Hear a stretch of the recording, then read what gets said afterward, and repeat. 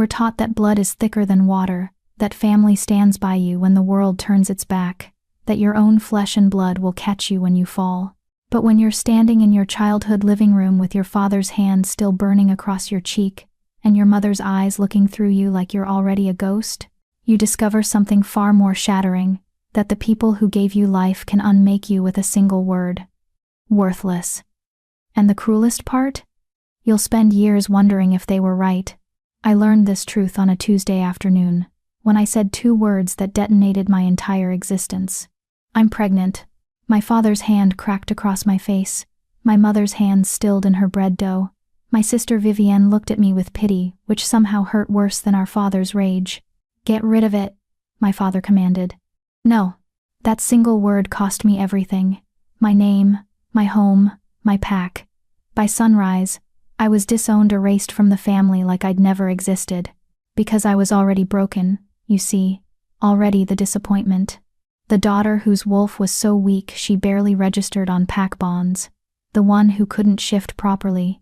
The mistake they'd tolerated for 23 years. And now I carried a child with no father, no name, no future.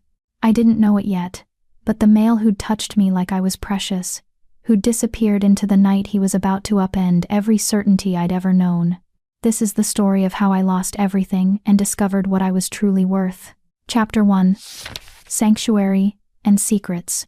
The homeless shelter in the human district smelled like industrial disinfectant and desperation. I'd been there 3 weeks when the nausea started in earnest, not just morning sickness, but the kind of soul-deep exhaustion that made every breath feel like lifting stones. My wolf, already weak, had gone almost completely silent. I could barely feel her anymore, just a faint flutter in my chest, like a dying heartbeat. The other women in the shelter gave me a wide berth. Humans couldn't consciously recognize what I was, but some instinct told them I was other, different, wrong. They weren't entirely incorrect. I spent my days at the public library, the only place that felt safe, surrounded by books and silence. The head librarian, Mrs. Bonita, was human and kind in that brisk, no-nonsense way that didn't ask questions. She let me stay past closing sometimes, reading in the back corner where the heating vent kept me warm. It was there, surrounded by fairy tales and folklore, that I felt the first real flutter of movement. 13 weeks pregnant. Still barely showing, my baggy clothes hiding the small swell. But the baby moved, and for the first time since my father's hand connected with my face, I felt something other than shame, hope, tentative and terrifying. But there. "You're here late again." I looked up to find Mrs. Bonita standing at the end of the aisle, her reading glasses perched on her nose. She was maybe 60, with silver-threaded hair and eyes that saw too much. "Sorry," I said automatically, already gathering my things. "I'll go." I didn't say leave. She sat down across from me, groaning slightly as her knees protested. "I said you're here late. Again, which tells me you don't have anywhere better to be." My throat tightened. I'd gotten good at not crying over the past 3 weeks. Tears were a luxury I couldn't afford. "I have a studio apartment above the library," Mrs. Bonita continued, her voice matter of fact. "My daughter moved out years ago.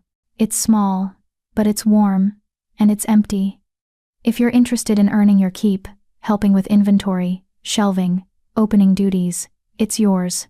I stared at her. Why? Because I was 19 once, and pregnant, and everyone I knew told me I'd ruined my life. She stood, brushing invisible dust from her slacks. They were wrong. Life just changed shape. "Come on. I'll show you the space."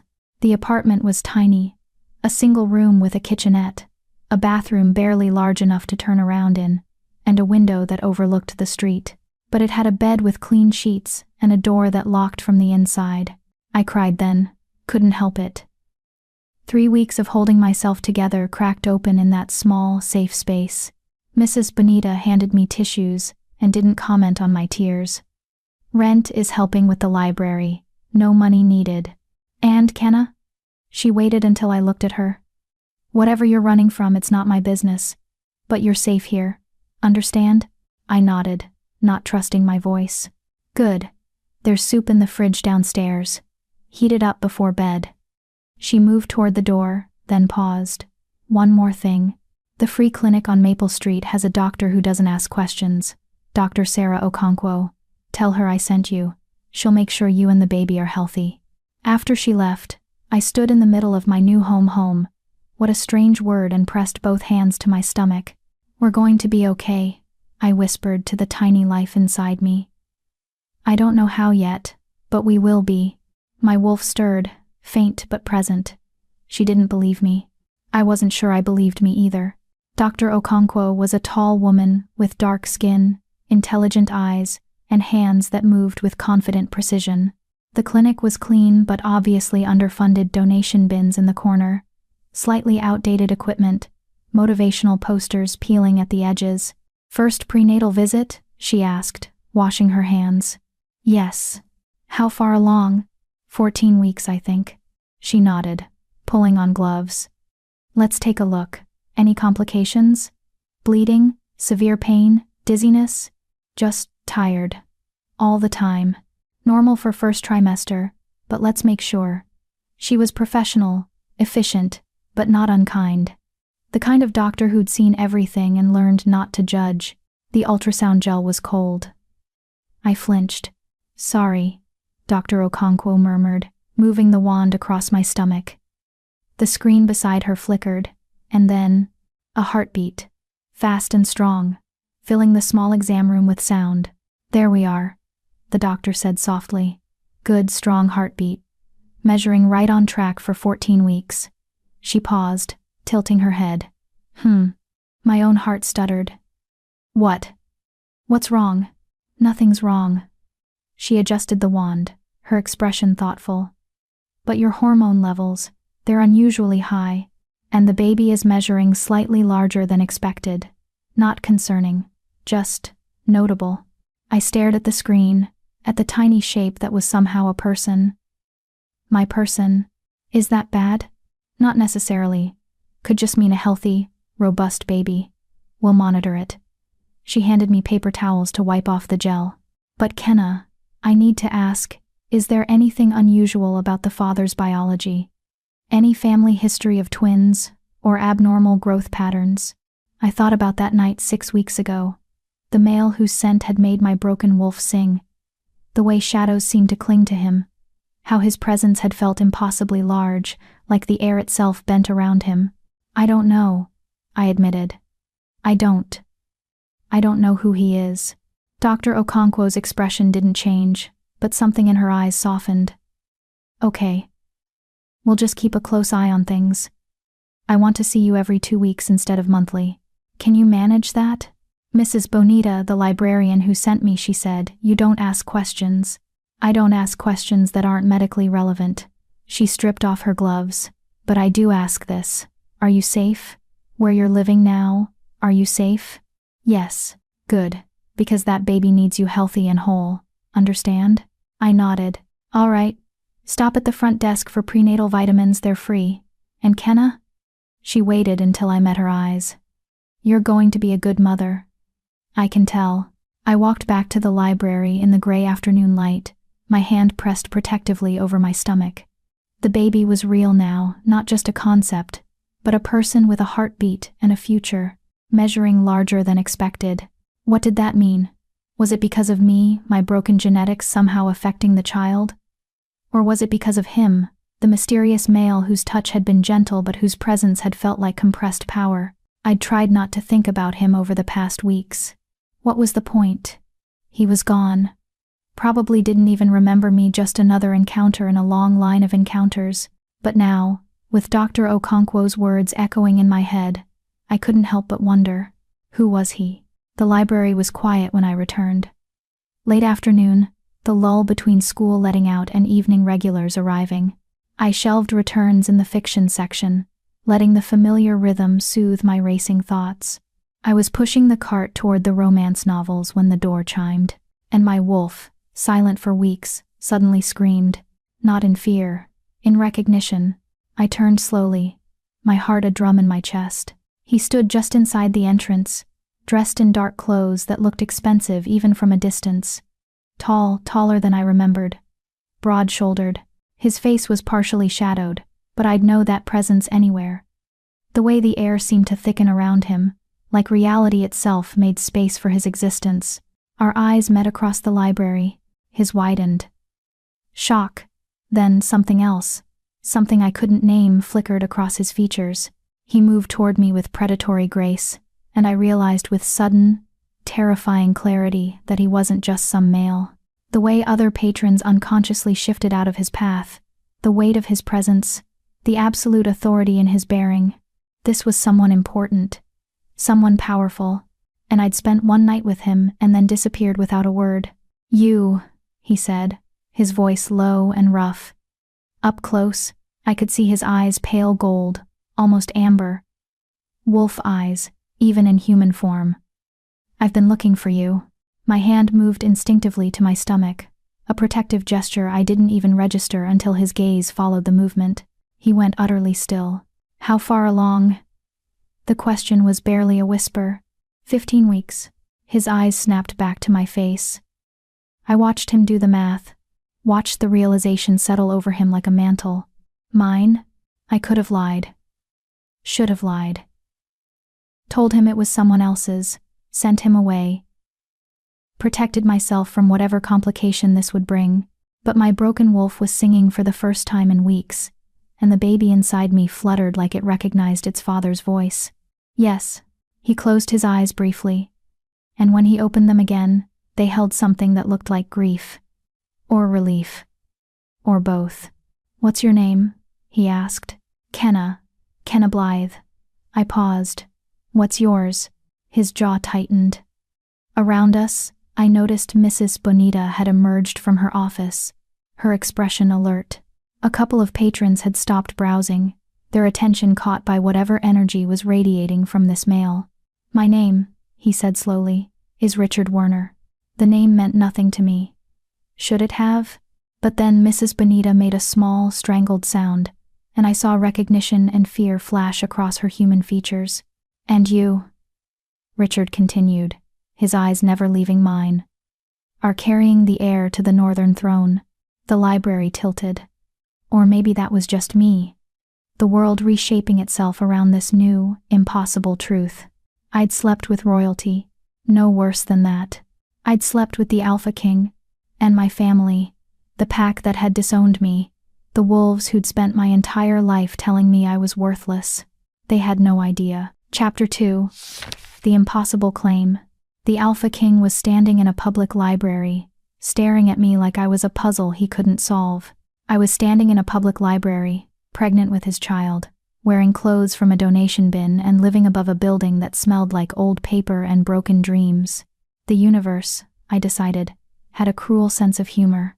"We need to talk," Richard said, his voice low enough that the other patrons couldn't hear but commanding enough that it wasn't a request. Privately, Mrs. Bonita materialized beside me with impressive speed for a woman her age. "The library has a private office," she said, her tone crisp and protective. "You may use it, but the door stays open." Richard's eyes flicked to her, and I saw something like approval in his expression. "Agreed." He gestured for me to lead the way, and I became acutely aware of how I must look to him, gaunt, exhausted, my dark hair pulled into a messy knot, my clothes hanging loose on my frame, not exactly the image of someone carrying royal offspring. The office was small, cluttered with filing cabinets and stacks of inventory sheets.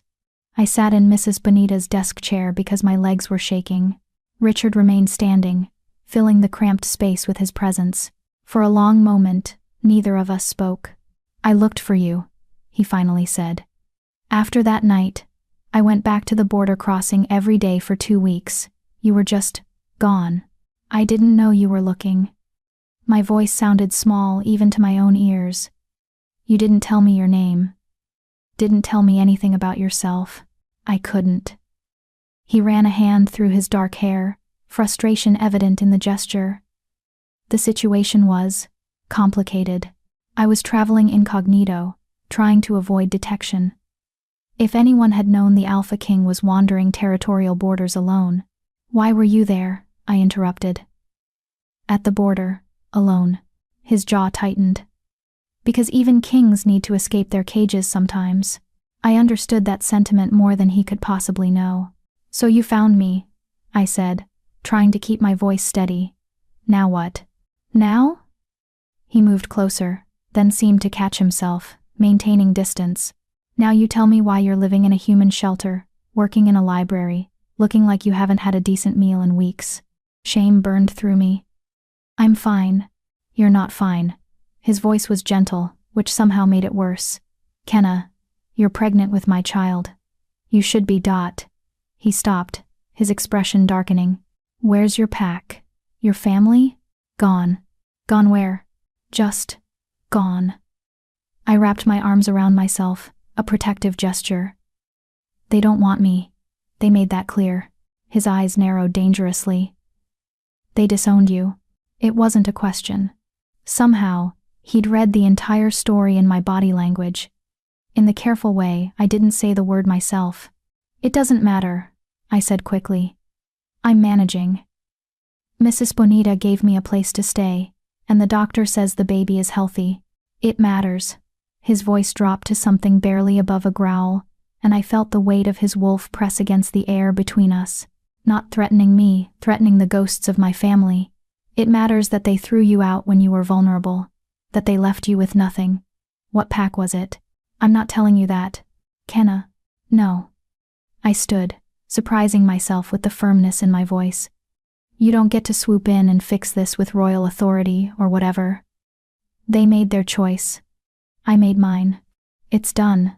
He studied me with those unsettling amber eyes. You're protecting them. Even after what they did to you. I'm protecting myself, I corrected. From becoming someone's political scandal. From being the reason the Alpha King wages war on some insignificant border pack. From being even more of a burden than I already am. A burden. He repeated the word like it tasted wrong. Is that what you think you are? I laughed, the sound bitter. I know what I am. I'm a broken omega with a malformed wolf who got pregnant by a male I didn't know, and now I'm carrying a child that will probably be as defective as I am. So yes, Your Majesty, I'm a burden. Let's not pretend otherwise. The silence that followed was sharp enough to cut. Your Majesty, he finally said, his voice quiet. You called me Your Majesty. Isn't that what I'm supposed to call you? That night at the border, you called me something else. You didn't know who I was, so you just talked to me, like I was anyone. Do you remember what you said? I did remember. I'd told him he looked sad, asked if he needed someone to listen. Offered him the only thing I had: companionship, conversation, the simple act of being seen. Things are different now, I whispered. They don't have to be. Of course they do. I gestured between us, at the absurd gulf of status and power and worth. You're the Alpha King. I'm nobody. This baby, my hand pressed protectively over my stomach. This baby deserves better than a mother who can barely shift, and a scandal that will follow them their entire life. Richard moved then, closing the distance between us in 2 strides. He didn't touch me, but his presence surrounded me, and my traitorous wolf purred in recognition. Listen to me very carefully, he said, his voice low and intense. You are not nobody, you are not broken, and you are not a burden. Whoever told you those things lied. My wolf. Your wolf is quiet, not malformed. I felt her that night. She's there, Kenna. She's just waiting for something. For what? I don't know yet. He reached out slowly, telegraphing his movement, and gently lifted my chin so I had to meet his eyes. But I know this. You're carrying my child. That makes you under my protection. That makes you part of my responsibility. And I don't abandon what's mine. Mine. The words sent shivers down my spine for reasons I didn't want to examine. What are you proposing? I asked. Come back with me. To the Northern Palace. You'll have medical care, proper nutrition, safety. The baby will have everything they need. As what? Your charity case? His jaw tightened. As the mother of my heir. And when people ask who I am, what I am, I'll tell them the truth. Which is... He was quiet for a long moment, his thumb brushing absently against my jaw, a gesture so gentle it made my chest ache. That you're someone I should have looked harder for. he finally said. Someone I should have protected from the moment I realized what we'd created together. It was a pretty answer. A kingly answer. It wasn't love. But then again, I'd stopped believing in that particular fairy tale the moment my father's hand connected with my face. I need time, I said. To think about this. How much time? I don't know. A day? 2? He looked like he wanted to argue, but something in my expression must have convinced him. He stepped back, pulling a card from his pocket. My private number. Call me when you decide. He paused at the door. Kenna? That night at the border, I didn't know you were from a pack that would abandon you. Didn't know you were vulnerable. If I had, what would you have done differently? Everything. The word hung in the air between us. I would have done everything differently. Then he was gone, and I was alone in Mrs. Bonita's office, holding a business card with a phone number that could change my entire life. Mrs. Bonita brought me tea without being asked. We sat in the back corner of the library after closing, surrounded by returns that needed shelving. The Alpha King, she said mildly, like she was commenting on the weather. That's not something you see every day in a public library. I didn't know, I said quietly. I didn't know who he was. Would it have mattered? I thought about that. About the male I'd met at the border crossing sad-eyed and seeking escape, treating me like I was worth listening to, touching me like I was precious instead of broken. No, I admitted. It wouldn't have. He's offering you protection, Mrs. Bonita said. Safety. Resources for you and the baby. Those aren't small things, Kenna. I know. But you're afraid. Terrified. I wrapped my hands around the warm mug. What if I go there and realize I'm even more out of place than I was in my own pack? What if the baby is born broken like me, and then I've dragged them into a world where they'll be judged even more harshly? What if you're braver than you think? Mrs. Bonita interrupted gently. What if that baby needs you to be brave? I looked down at my stomach, still barely showing under my loose sweater. 15 weeks. 4 more months until I'd hold this tiny person in my arms. 4 more months to figure out who I was supposed to be. He said my wolf isn't malformed, I whispered. That she's just waiting for something. Do you believe him? I don't know what I believe anymore. I set down the tea, suddenly exhausted. My whole life, I was told I was less than. Defective. Wrong, and I believed it because everyone I trusted said it was true.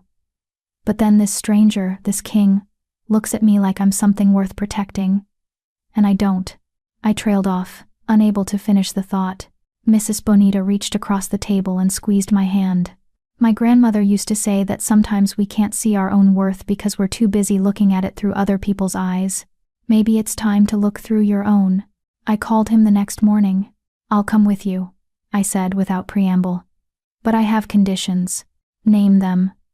His voice was alert, focused. I'm not a prisoner. If I want to leave, I leave.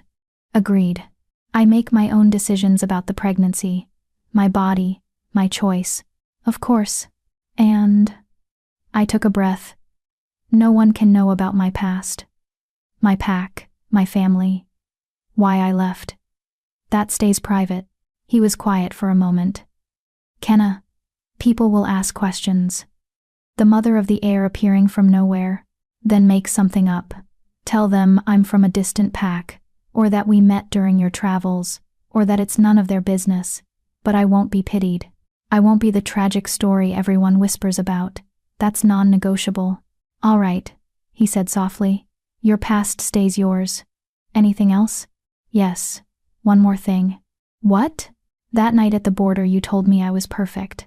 That I shouldn't let them tell me otherwise. I gripped the phone tighter. Did you mean that? Or was it just something you say?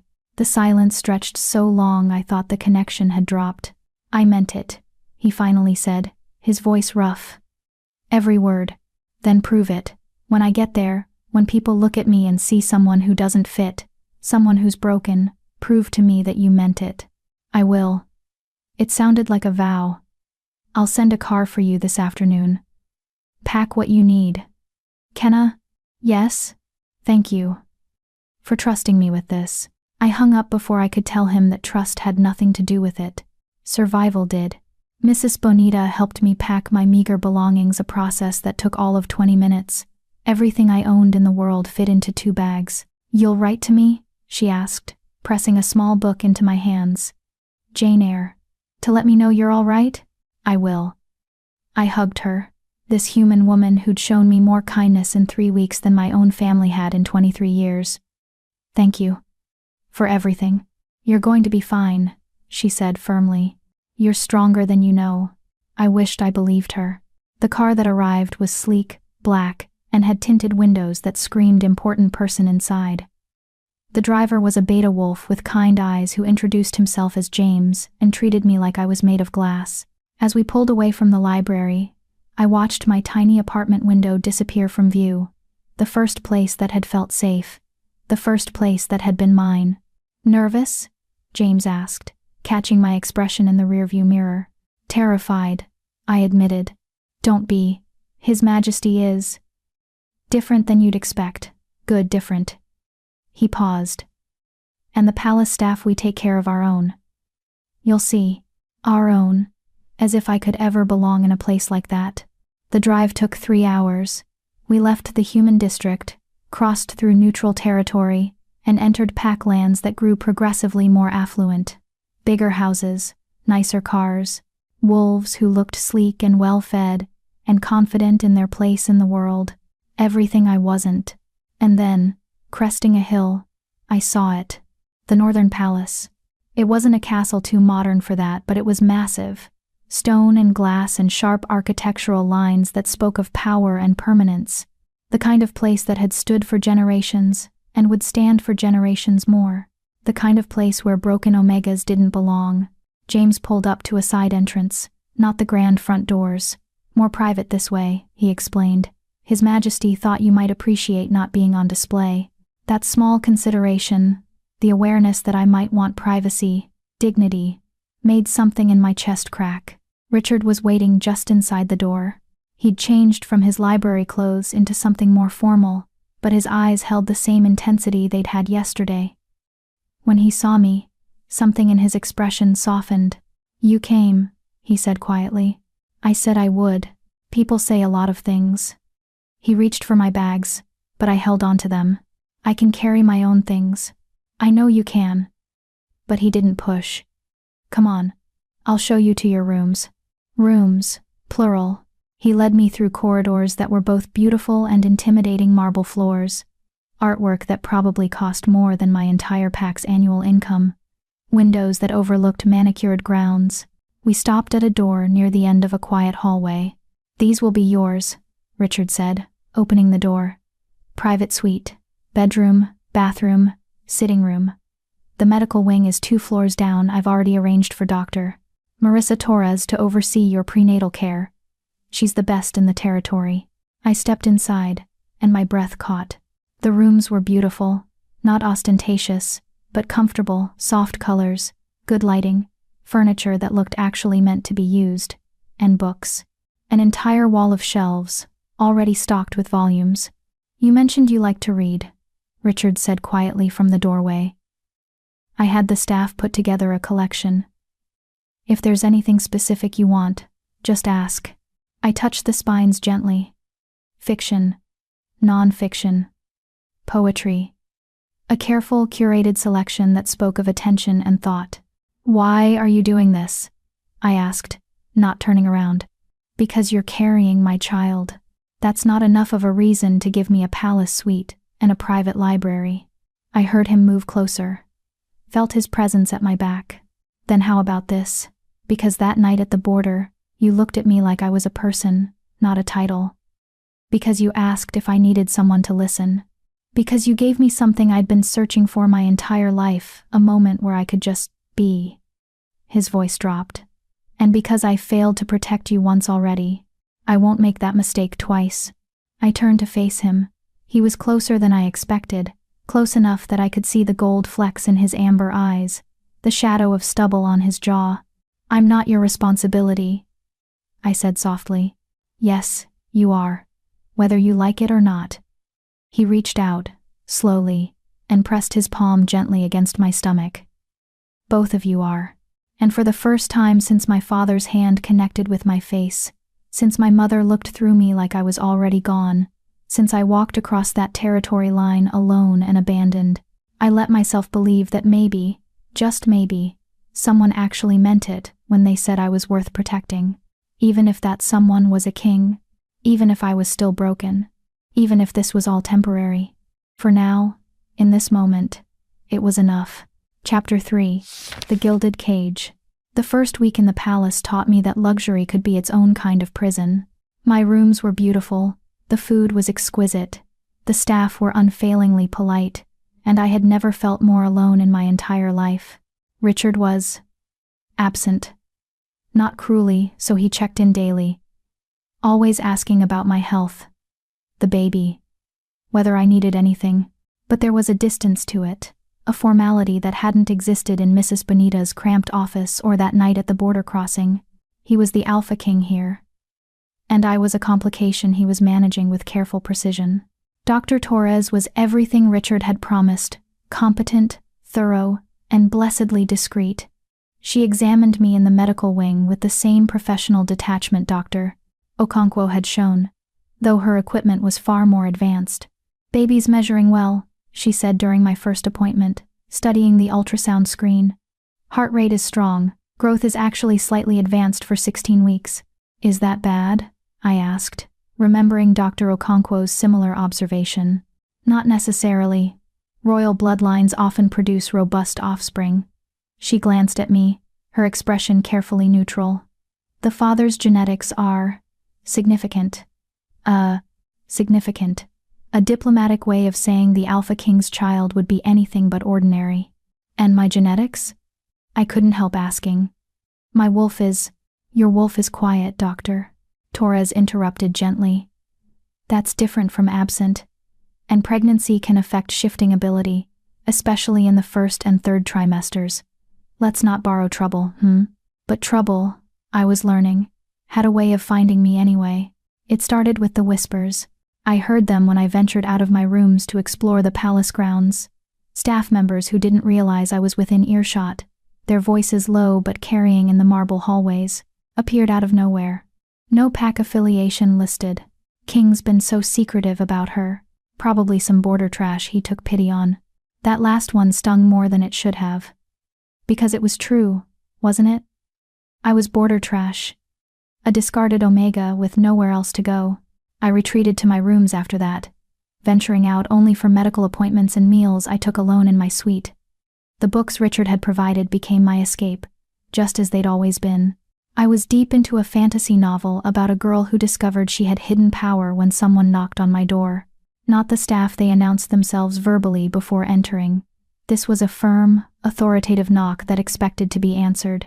I opened the door to find a woman standing in the hallway.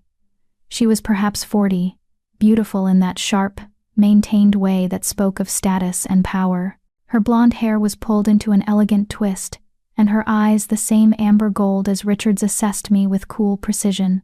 "So you're the mystery girl," she said without preamble. "May I come in?" It wasn't really a question. I stepped aside, and she swept into my sitting room with the confidence of someone who belonged everywhere she went. "I'm Leanna Werner," she said, settling into one of my chairs like she owned it. "Richard's sister, though he's apparently decided to keep you hidden away like some kind of secret, so I had to hunt you down myself." His sister. I should have guessed from the family resemblance. "I'm Kenna," I said quietly, remaining standing. "Yes, I know. Kenna of no last name. No pack affiliation, no history." Her smile was sharp, very mysterious, very unlike my brother to be so secretive. "He's protecting my privacy, or protecting his reputation." She crossed her legs, studying me with unnerving focus. "You're carrying his child, yes?" There was no point in denying it. "Yes. How far along?" 16 weeks. "And you met him?" "That's between Richard and me." Her eyebrows rose. "You've got spine, I'll give you that." She stood, moving closer.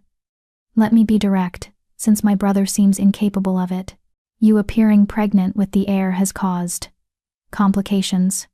Political ones. Richard has rejected 3 marriage alliances in the past year, and now suddenly there's a child on the way with a woman no one's ever heard of. People are talking. Let them talk. Easy to say when you're hidden away in a gilded cage. Her voice wasn't cruel, exactly, but it wasn't kind either. Harder when you're the one standing beside him in public, being measured against every eligible female in the Northern Territory. And trust me, they will measure you. Against your bloodline, your wolf, your worthiness to carry royal offspring. Everything she was saying, I'd already thought 1,000 times over in the past week. Why are you telling me this? I asked. Because my brother is brilliant at strategy and terrible at people. He thinks keeping you hidden is protecting you, but all it's doing is making you seem like something shameful, like you're not good enough to be acknowledged. She moved toward the door, then paused. If you want to survive here, Kenna of Nowhere, you're going to have to be more than just the mother of his child. You're going to have to prove you belong. And if I can't? Her smile was almost pitying. Then you'll be exactly what everyone already suspects, a mistake he's too honorable to abandon. She left, and I sank into the chair she'd vacated, her words echoing in my head. A mistake he's too honorable to abandon. Was that all I was? I didn't see Richard for 3 days after Leanna's visit. According to the staff, he was dealing with diplomatic matters in the capital. Important things. King things. Things that had nothing to do with the broken Omega carrying his child. I spent the time reading, sleeping, and trying to ignore the way my wolf had gone completely silent again. She'd stirred when Richard was near, but now nothing. Just that familiar emptiness in my chest, where a proper wolf should be. On the 4th day, he appeared at my door, just after sunset. He looked exhausted, shadows under his eyes, tension in his shoulders. But he smiled when he saw me, and something in my traitorous heart fluttered. "Can I come in?" he asked. I stepped aside, and he entered my sitting room, immediately moving to the window that overlooked the gardens. For a long moment, he just stood there, and I studied his profile in the dying light. "I'm sorry," he finally said, "for being absent. I didn't mean to. I should have checked in more. You're the Alpha King, you're busy. That's not an excuse." He turned to face me. "How are you feeling? How's the baby?" "Dr. Torres says everything is progressing normally. The baby is healthy. And you?" The question caught me off guard. Not how's the pregnancy, but how are you? Such a small distinction. Such a different thing entirely. "I'm fine," I said automatically. "Kenna." His voice was gentle but firm. I can smell the lie. Right. Wolf senses. I kept forgetting he could read my body's responses even when my words were carefully neutral. "Your sister visited me," I said, instead of answering. His expression darkened. "Leanna, what did she say?"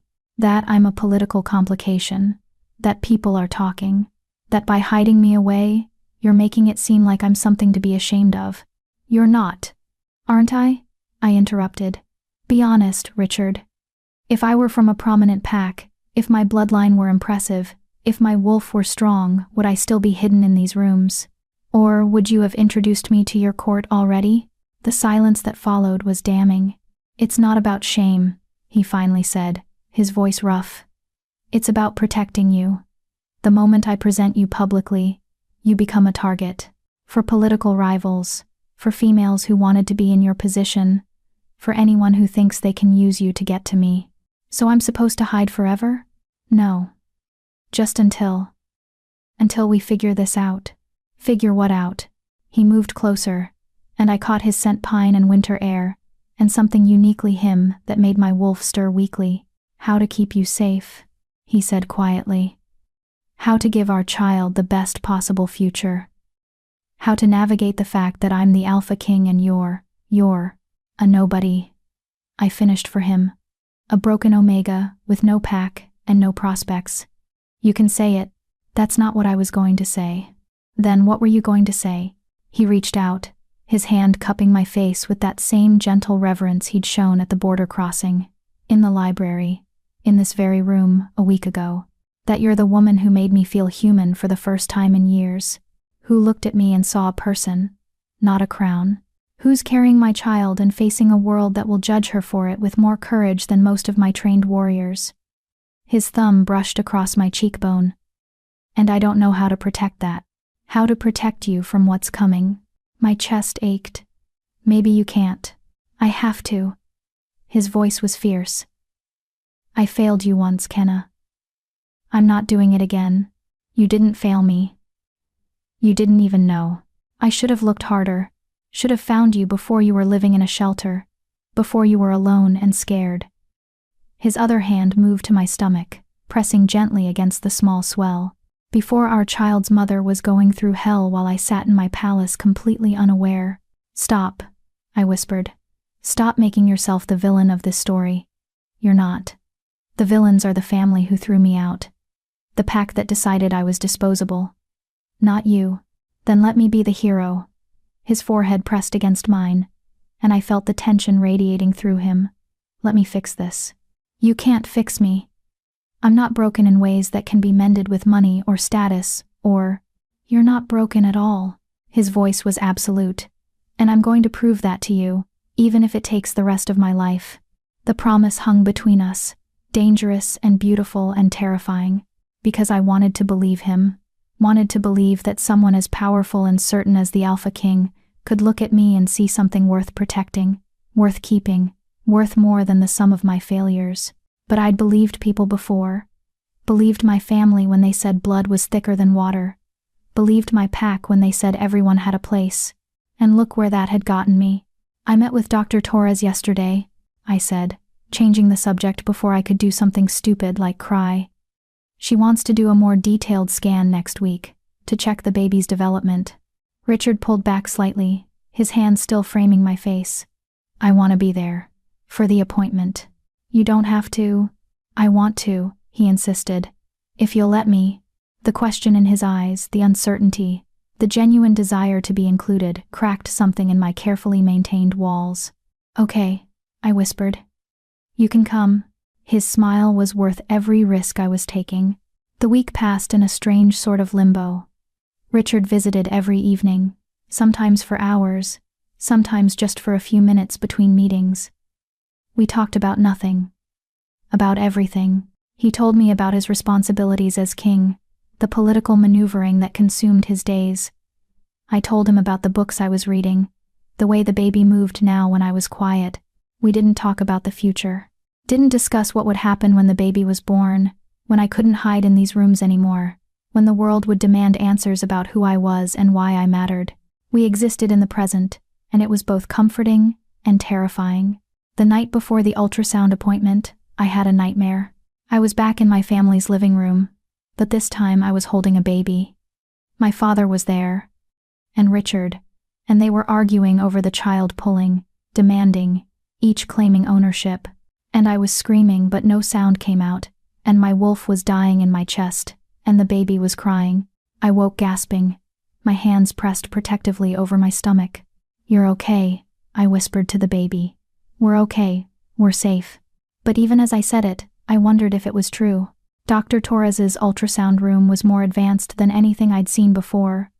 Multiple screens, 3D imaging capabilities, equipment that probably cost more than most people made in a year.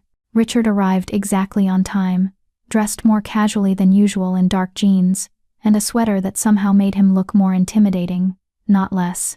Ready? He asked quietly. I nodded, not trusting my voice.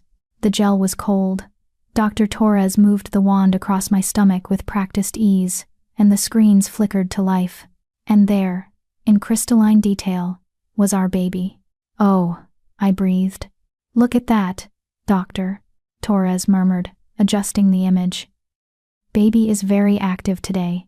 You can see the hands here, moving, and there's the heartbeat strong and steady at 152 beats per minute. I couldn't look away. The tiny person on the screen was so much more defined than the blob from my first ultrasound. I could see features, movement, the curl of tiny fingers. That's our child, Richard said, his voice filled with wonder. His hand found mine, threading our fingers together. Kenna, that's our child. Everything looks excellent, Dr. Torres continued. Growth is right on track actually, slightly advanced. Baby is measuring closer to 18 weeks rather than 17. And she paused, adjusting the angle. Would you like to know the sex? I looked at Richard.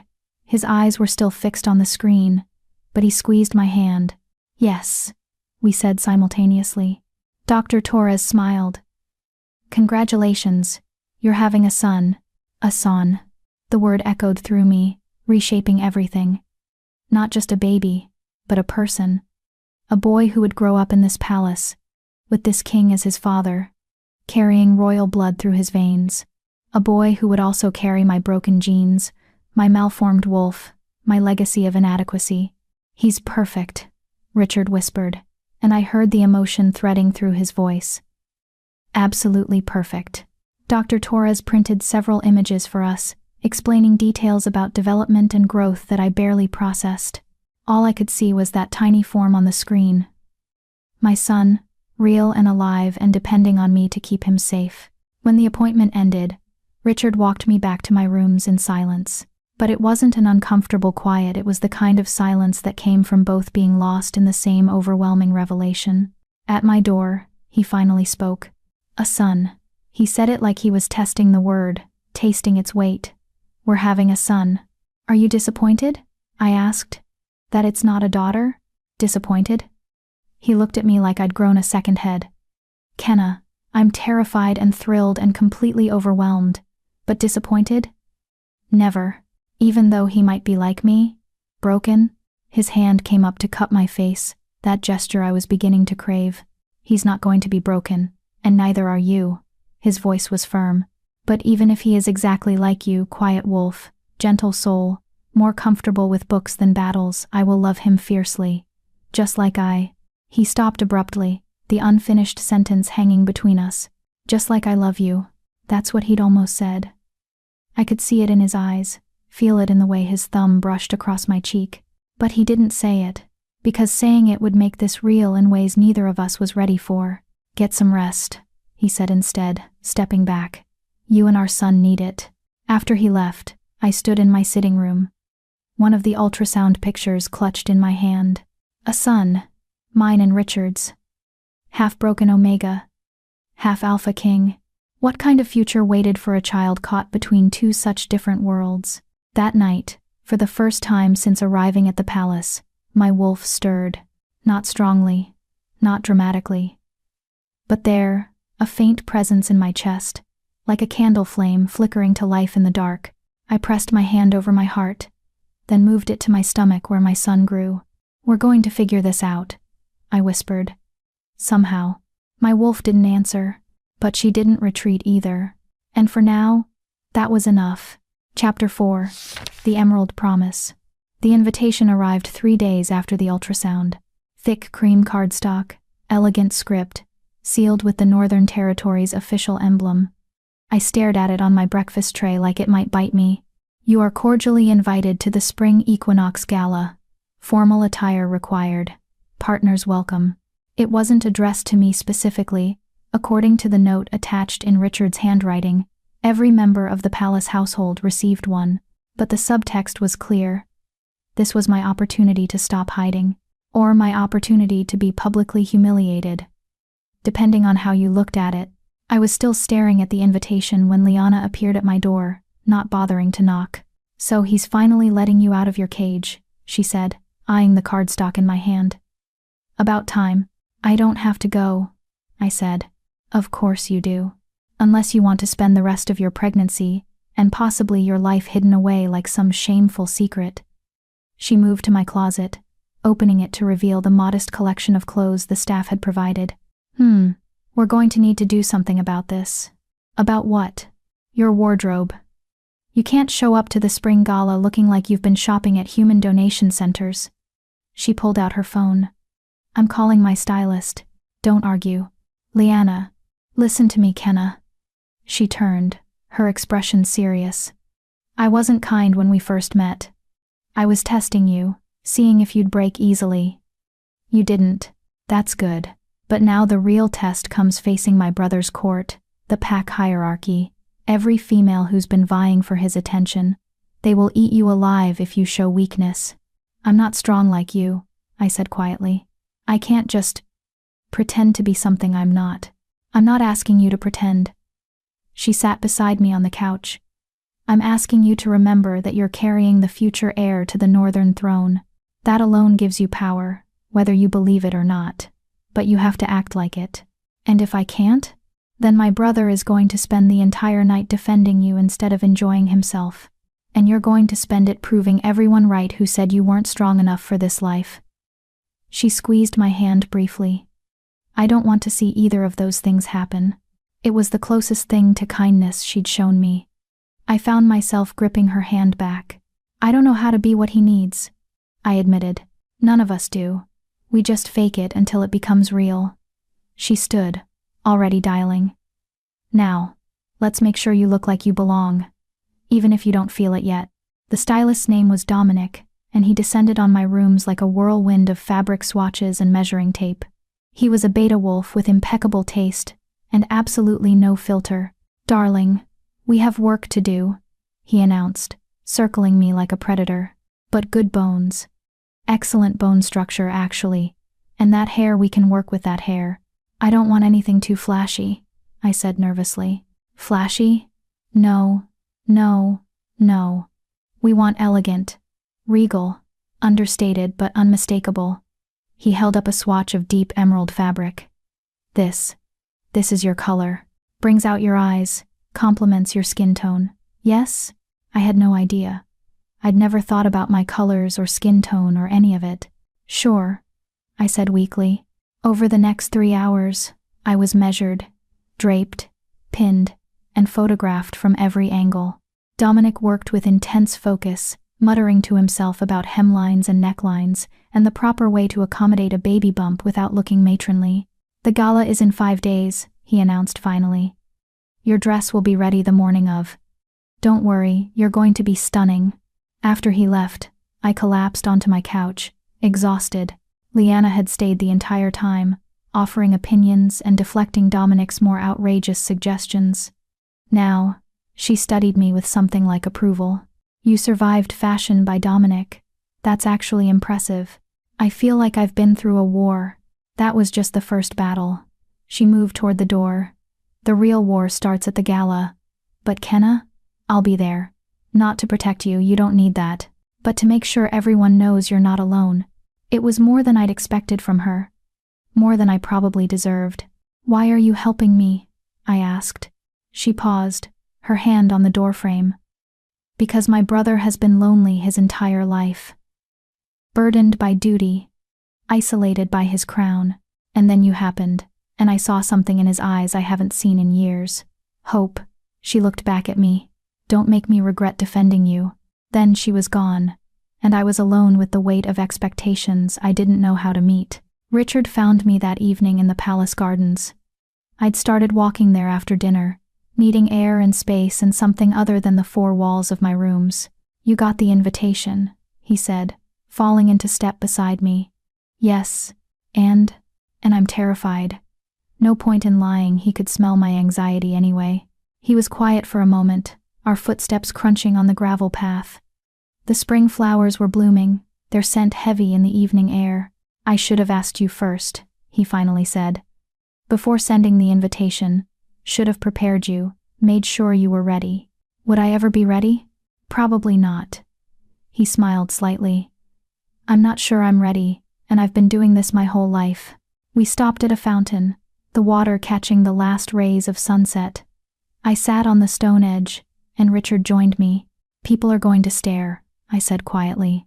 They're going to wonder who I am, where I came from, whether I'm worthy of you. They can wonder all they want. It doesn't change the truth, which is, he turned to face me fully, that you're the mother of my child, that you're under my protection, that anyone who disrespects you disrespects me. That's not the same as me actually belonging there. Kenna. His hand found mine. You belong wherever I say you belong. That's how this works. That's not how I work. I pulled my hand back gently. I can't just borrow your authority, Richard. I need to. I need to find my own footing, my own worth, or I'm just going to be an extension of you, and that's not, I can't be that. He studied me for a long moment. You're right, I'm sorry. I keep trying to fix this with power and position, and that's not what you need. I don't know what I need, I admitted. Just Time, maybe, and patience, while I figure out how to exist in a world that was never meant for people like me. People like you, he repeated softly. Intelligent, brave, kind people who see past appearances to what matters. Broken people, I corrected, with malformed wolves and no pack and a history they're ashamed of. I'm not ashamed of you. You should be. Well, I'm not. His voice was firm. And at the gala, when people meet you for the first time, they're going to see what I see. Someone remarkable who's been told she's ordinary for so long she started to believe it. I wanted to argue. Wanted to list all the reasons he was wrong. All the evidence of my inadequacy. But my son chose that moment to kick. A strong flutter that made me gasp and press my hand to my stomach. Richard's eyes widened. Was that? He's moving. I grabbed Richard's hand and placed it where I'd felt the kick. Wait. He might do it again. We sat in silence, his palm warm against my belly. And then there, another kick, stronger this time. The expression on Richard's face was pure wonder. That's our son. Yes. He's strong. He is. I covered his hand with mine. Richard, what if he's like me? What if my broken genetics affect him? Then he'll be like his mother, beautiful, intelligent, and far stronger than anyone gives him credit for. He met my eyes. And I will love him exactly as he is, just like He stopped again, that same abrupt halt as before. Just like I love you. The unspoken words hung between us, as tangible as the baby moving under our joined hands. Just like you what?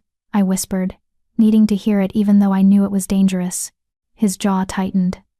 Just like I'm starting to feel things I shouldn't. Not yet. Not when everything is so complicated. What kind of things? Kenna. My name was a warning and a plea. Don't ask me questions I can't answer without making this harder. Harder than it already is? Yes. He pulled his hand back, standing abruptly. Because if I tell you what I'm feeling, you'll think it's about obligation, or duty, or guilt. And it's not. It's too soon. For both of us. He was right. I knew he was right. But part of me, the broken, lonely part that had been starving for affection my entire life, wanted him to say it anyway. I should go, he said. I have meetings in the morning. But Kenna? About the gala, you don't have to go if you don't want to. I won't force you into something you're not ready for. Your sister says I have to prove I belong. My sister has a lot of opinions. He smiled slightly. But she's not wrong. The gala would be a good opportunity to show the court that you're not hiding, that you have nothing to hide. Even though I do? Your past is your past. You don't owe anyone those details. He moved closer, tilting my chin up so I had to meet his eyes. But your future, our son's future that starts at the gala, when you walk into that ballroom beside me and show everyone that you're exactly where you're meant to be. And, if I can't convince them, then convince yourself first. His thumb brushed across my jaw. The rest will follow. The days before the gala passed in a blur of preparation. Dominic returned twice to adjust the dress. Liana coached me on court politics, drilling me on names and faces and which families held what grudges. Even the palace staff seemed invested in my success, offering encouragement and advice with genuine warmth. I practiced walking in heels, something I'd rarely done. Practiced making conversation, holding my head high, smiling like I wasn't terrified. The night before the gala, I couldn't sleep. I lay in bed, one hand on my stomach where my son rested, and tried to quiet my racing thoughts. You can do this, I told myself. You've survived worse. Your family's rejection, living in a shelter, being alone and pregnant with nowhere to go. A fancy party should be easy compared to that, but it wasn't the party I was afraid of. It was the moment when Richard's court looked at me and saw exactly what I was, a nobody trying to play a role she'd never been meant for. It was the moment when Richard himself realized he'd made a mistake, that the woman from the border crossing wasn't who he thought she was. It was the moment when I proved, once and for all, that my family had been right about me. My wolf stirred, still weak but present. For the first time, I felt something from her, not words exactly, but a sense. A feeling. Survive. It was what we'd always done. What we'd always been good at. So maybe I couldn't be elegant or sophisticated, or worthy of a king, but I could survive. And for now, that would have to be enough. The morning of the gala, I woke to find a box outside my door. Inside was a necklace, delicate silver with a single emerald pendant that matched the dress Dominic had made. The note attached was in Richard's handwriting. This belonged to my grandmother. She wore it on her wedding day, and my grandfather told her it was the color of hope. I think she'd want you to have it. You're going to be magnificent tonight. Don't let anyone tell you otherwise. D. I held the necklace up to the light, watching the emerald catch the sun. The color of hope. I fastened it around my neck, and for the first time since the invitation arrived, I felt something other than fear. Maybe I wouldn't be magnificent. Maybe I would stumble and fail and prove everyone's doubts correct. But I would be wearing the Alpha King's grandmother's necklace. I would be carrying his son. And I would walk into that ballroom like I had every right to be there, even if I had to fake it every single step of the way. Chapter 5. The Spring Equinox Gala. The dress was a masterpiece. Deep emerald silk that draped elegantly over my growing belly. The fabric flowing in a way that made the pregnancy look intentional. Beautiful even. The neckline was modest but sophisticated, and the back dipped just low enough to be interesting without being scandalous. Dominic had somehow managed to make me look regal. I barely recognized myself in the mirror. "You look like a queen," Liana said from the doorway. She was stunning in midnight blue. Her blonde hair swept up in an intricate style that probably took hours. "I look like I'm playing dress-up," I corrected. "Same thing, initially." She moved closer, adjusting the necklace so it lay perfectly. "My grandmother's emerald. Richard gave you that?" "This morning." Something flickered across her face, surprise, maybe approval. "He's never let anyone wear that before, not even the females he courted seriously." My stomach flipped. "Should I not?" "No. You should absolutely wear it. It sends a message." She met my eyes in the mirror. "That you're not temporary. That you matter to him. That's important, Kenna. Especially tonight." There was a knock at the door, sharp, precise. Richard's knock. Liana squeezed my shoulder. "Remember what I taught you. Head up, shoulders back, smile like you have secrets. And if anyone asks intrusive questions, you smile wider and say, 'How interesting that you'd ask that,' and change the subject." Then she slipped out through the connecting door to the hallway, leaving me alone to face him. I opened the door. Richard stood in full formal attire, a black suit tailored perfectly to his frame, silver accents that caught the light. His hair was styled back from his face, making his amber eyes even more striking. He looked every inch the Alpha King, and the way he looked at me like I'd stolen his breath made my knees weak. "Kenna," he breathed. "You're pretending to be someone I'm not?" "Stunning." He stepped inside, his eyes never leaving mine. "Absolutely stunning. That dress, the necklace, you're perfect." Dominic picked the dress. "You provided the necklace. I'm just wearing them. You're more than what you wear." He moved closer, and I caught his scent different tonight, richer. He'd done something to mask his usual pine and winter air with something more sophisticated, but underneath I could still smell him. "Are you ready?" "No." "Good. Neither am I, and I've been attending these things my entire life." He offered his arm. "But we'll figure it out together." "Yes?" I slipped my hand through his elbow, feeling the solid strength of him. "What if I embarrass you?" "Impossible." "What if I say the wrong thing? Do the wrong thing? What if—" "Kenna?" He covered my hand with his. "You could walk into that ballroom and recite nursery rhymes, and I would still be proud to have you beside me. Stop waiting for me to realize you're not enough."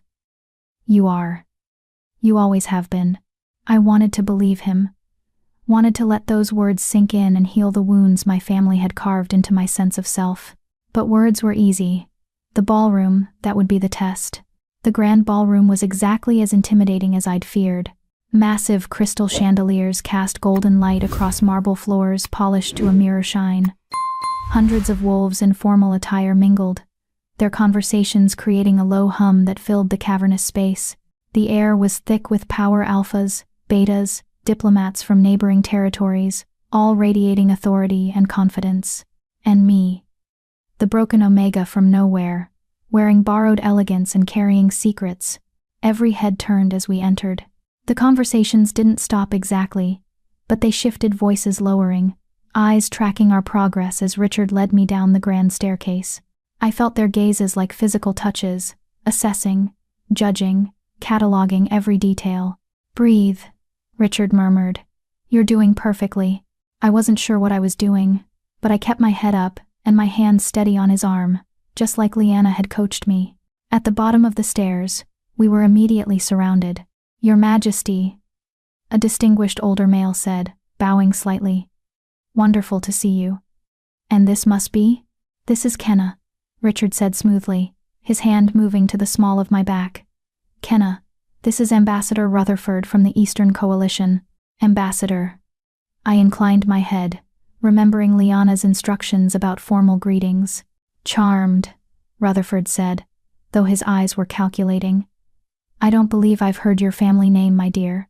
"How interesting that you'd ask that," I replied, channeling Liana's advice. "Tell me, Ambassador, how are negotiations with the Eastern Pax progressing?" Richard's hand pressed slightly against my back approval. I thought.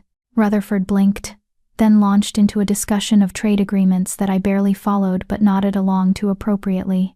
More people approached, more names, more titles, more barely veiled curiosity about who I was and where I'd come from. Richard fielded the invasive questions with diplomatic skill, redirecting conversations whenever someone got too pointed. But I could feel it, the undercurrent of speculation, the whispered conversations happening just out of earshot. "Who is she? Where did she come from? That's his child she's carrying? She doesn't look like much." That last one I definitely heard, from a stunning female in a red dress who was making no effort to hide her disdain. "Lady Sabine," Richard said coolly, acknowledging her with significantly less warmth than he'd shown the others. "How unexpected to see you here." "Your Majesty." She practically purred, moving closer, too close. "I wouldn't miss the spring gala, though I must say, I'm surprised by your choice of companion this year. Usually you attend alone, or with someone more established." The insult was barely veiled. I felt my wolf stir, not in strength, but in recognition of threat. "Kenna is exactly where she should be," Richard said, his voice carrying a warning edge. "I suggest you remember that." "Of course." Sabine's smile was razor-sharp. "Though one does wonder about bloodlines, family connections, the usual considerations for someone in her position. Carrying the heir, I mean. Surely those details matter?" "The only detail that matters," Richard said, his tone dropping to something dangerous, "is that she's under my protection. Anyone who questions that questions me directly." The nearby conversations fell silent. I realized with dawning horror that we'd become the center of attention, exactly what I'd been trying to avoid. Sabine's eyes glittered with malice disguised as innocence. "I meant no disrespect, Your Majesty. Simply expressing the concerns many of us share. The future heir's mother should be above reproach, shouldn't she?" "She is." Richard's hand moved from my back to my waist, pulling me closer in a gesture that was unmistakably possessive. "Now, if you'll excuse us. I believe they're about to announce dinner." He guided me away before I could respond, his jaw tight with anger. "I'm sorry," he muttered. "Sabine has always been one of the females vying for your attention?" I finished quietly. "Liana warned me about her. She's harmless, just bitter that I rejected her marriage alliance 3 years ago." "She doesn't seem harmless." My hands were shaking slightly, adrenaline from the confrontation making my pulse race. "She asked all the questions everyone else was thinking. Let them think what they want." He stopped in a quieter corner of the ballroom, turning to face me. "Kenna, I told you your past is yours. You don't owe anyone explanations. But what about our son? When he's born, people are going to demand answers. About my bloodline, my family, why I appeared from nowhere. What are you going to tell them? The truth. That I met you, that we connected, that you're carrying my child. The rest is none of their concern. That won't be enough for them. It has to be." His hand cupped my face, thumb brushing my cheekbone in that gesture I'd come to crave. "Because it's the only answer they're getting." Dinner was an elaborate affair, multiple courses served with formal precision at tables arranged according to rank and status. Richard and I sat at the high table with Liana and several other high-ranking pack members. The conversation was political. Careful, every word chosen for maximum diplomacy. I mostly stayed quiet, listening and learning the dynamics at play, but I noticed things. The way people deferred to Richard, how his word ended debates, the burden of authority he carried in every interaction. He was never just a person here, always the king, always on display, always managing competing interests. No wonder he'd been at that border crossing alone, seeking escape. Halfway through the main course, my son decided to make his presence known with a particularly strong kick. I gasped softly, my hand moving instinctively to my stomach. "You all right?" Richard asked immediately, his attention shifting from the ambassador he'd been speaking with. "Fine, he's just active tonight." Something softened in his expression. "May I?" In front of everyone at the high table, in full view of the curious eyes watching our every interaction, I took his hand and placed it where I'd felt the kick. The baby obliged with another strong movement. Richard's face transformed wonder and joy, and something so tender it made my chest ache. He's strong, takes after his father. Around us, I was aware of the reactions, some surprised, some approving, some calculating what this public display of intimacy meant for palace politics. But for that moment, it was just us. Just Richard. Me. And the tiny life we'd created. Liana caught my eye from across the table and smiled, not her usual sharp smile, but something genuine, approving. Maybe I wasn't doing as badly as I thought. After dinner, the ballroom opened for dancing. A small orchestra played elegant waltzes, and couples took to the floor with practiced grace. "Dance with me," Richard said, offering his hand. "I don't know how," I admitted. "I never learned. I'll teach you." He pulled me gently to my feet. "It's easy, just follow my lead." He guided me to the dance floor, and I tried not to think about all the eyes watching as he placed one hand at my waist and took my hand in his other. "Step back with your right foot when I step forward with my left," he instructed quietly. "Then side, then together. That's all a waltz is, a simple pattern repeated." He moved, and I tried to follow. Predictably, I stepped on his foot. "Sorry," I muttered. "Don't apologize. Just feel the rhythm." He pulled me closer. "Stop thinking so hard. Let your body follow mine." Easier said than done when I was hyper-aware of every step, every misstep, every judgmental eye tracking our progress. But slowly, gradually, I began to understand the pattern. Step back, side, together. Step back, side, together. Richard's hand at my waist was steady, guiding without forcing. "See?" he murmured. "You're a natural. I'm passable at best. You're dancing with me at the spring gala, pregnant with my child, wearing my grandmother's necklace. I'd say you're doing considerably better than passable." Other couples swirled around us, but I only saw him. The way the chandelier light caught in his amber eyes, the small smile playing at his lips, the protective way he held me, like I was something precious. "Thank you," I said quietly. "For what?" "For not being ashamed of me. For defending me against Sabine. For this." I gestured vaguely at the ballroom, at us dancing, at everything. "Kenna." He pulled me fractionally closer. "I'm going to tell you something. And I need you to believe me. Can you do that?" "I can try. The night I met you at that border crossing, I'd just come from a council meeting, where 5 different packs presented daughters as potential marriage alliances. 5 beautiful, accomplished, politically connected females who would have been perfect queens." His voice dropped lower, and all I could think was how empty it all felt. How I'd spend my entire life being what everyone needed me to be. The strong king, the strategic leader, the perfect figurehead, never just Richard.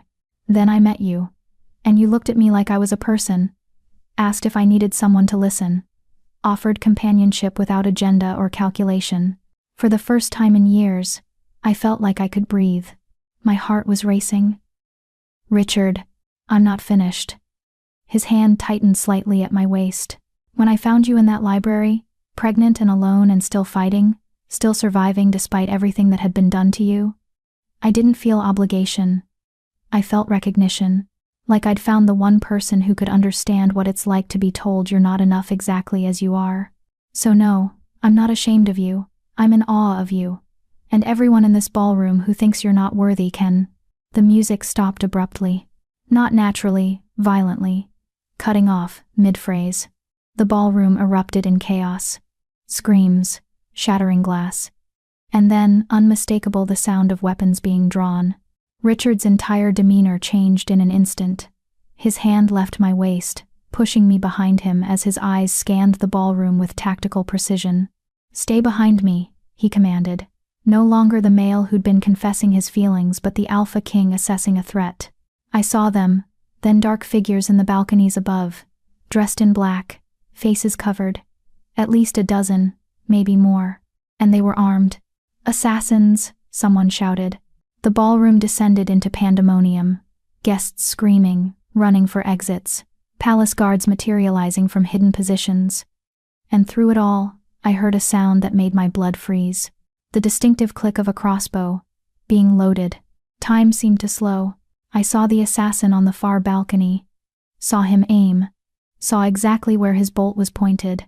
At Richard's back. At my king, who was turned away, focused on threats from the other direction. I didn't think. Didn't plan. Didn't consider the consequences. I shoved Richard sideways with every ounce of strength I had. The bolt whistled through the air where his chest had been a split second before, and buried itself in my shoulder. The pain was instant and blinding. I heard Richard roar, actual wolf roar, that shook the chandeliers, heard the chaos intensify, heard screams, but all I could focus on was the bolt protruding from my shoulder, and the warm wetness spreading across my beautiful emerald dress. "Kenna!" Richard caught me as I fell, his hands frantic, his face pale. "No, no, no. The baby," I gasped. "Is the baby. Don't move. Don't guards. Get Dr. Torres now." Around us, palace guards swarmed the assassins. I heard combat, shouts, the meaty sound of fists connecting with flesh, but it was all distant, muffled beneath the roaring in my ears. Richard was pressing his hand to my shoulder, trying to stop the bleeding, his face twisted with rage and fear. "You pushed me," he said, his voice breaking. "You shoved me out of the way. Why would you? Couldn't let them hurt you." I whispered. Speaking was hard. Everything was hard. "You're pregnant. You should have run, should have protected yourself and our son." I did protect him. By protecting his father.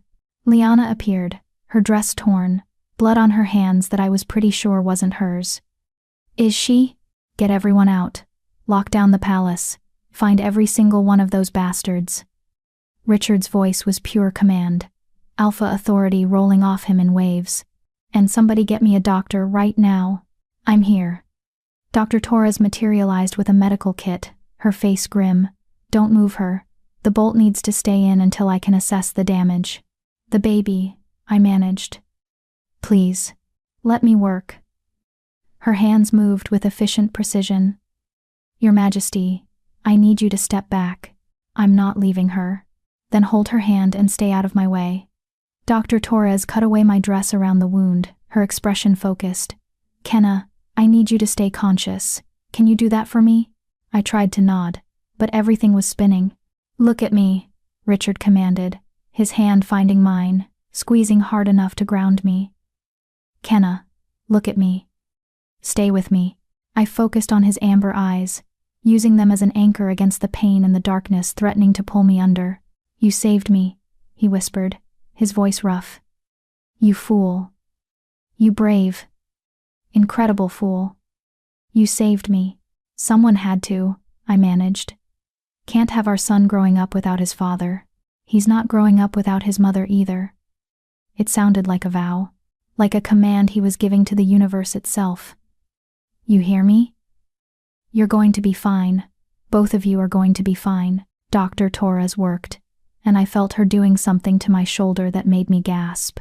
"Bolt missed the major vessels," she muttered. "Lucky. But I need to get her to the medical wing. Now."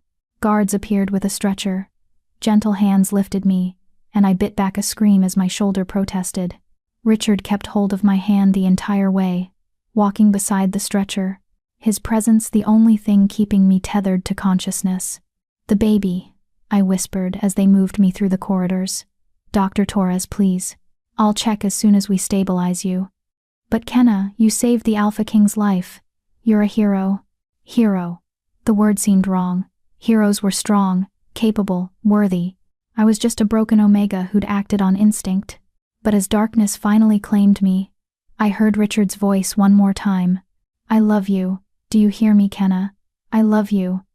So you don't get to die. You don't get to leave me now that I've finally found you."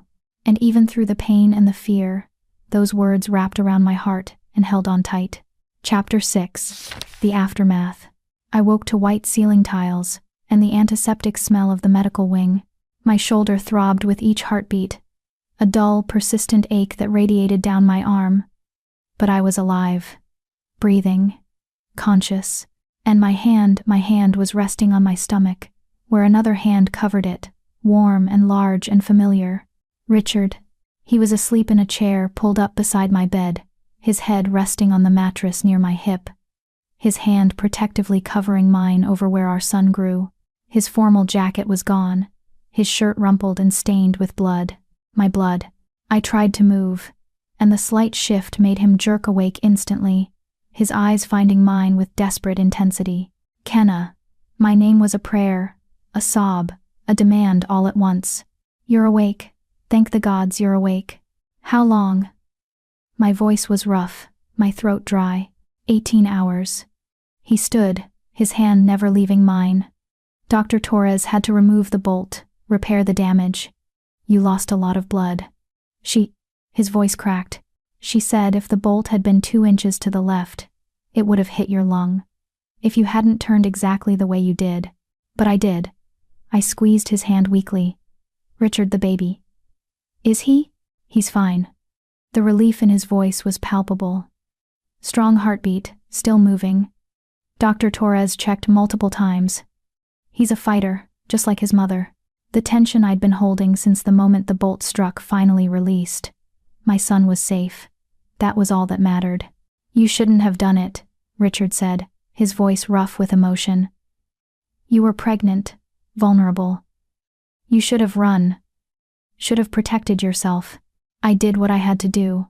You could have died." He leaned closer, his free hand coming up to cut my face with devastating gentleness. "Kenna, you could have died.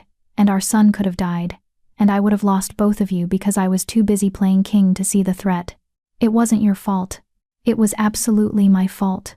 His thumb brushed across my cheekbone, and I saw the exhaustion in his eyes, the guilt carved into every line of his face. "I brought you into this world, put you on display, made you a target by association, and you paid the price for my arrogance. Richard, I love you." The words tumbled out like he'd been holding them back too long. "I told you while you were unconscious, but I need you to hear it while you're awake. I need you to know that this isn't about duty or obligation or our son. I love you.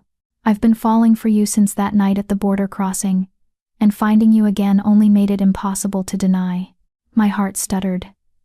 "You don't have to say that just because I got hurt. I'm not saying it because you got hurt. I'm saying it because I almost lost you without ever telling you the truth." He pressed his forehead to mine. "You pushed me out of the way of that bolt. You saved my life without hesitation. And all I could think as I watched you fall was that I'd never told you how much you mean to me. How you're not just the mother of my child, you're the woman who made me remember what it's like to be human." Tears burned behind my eyes. "I'm broken, Richard.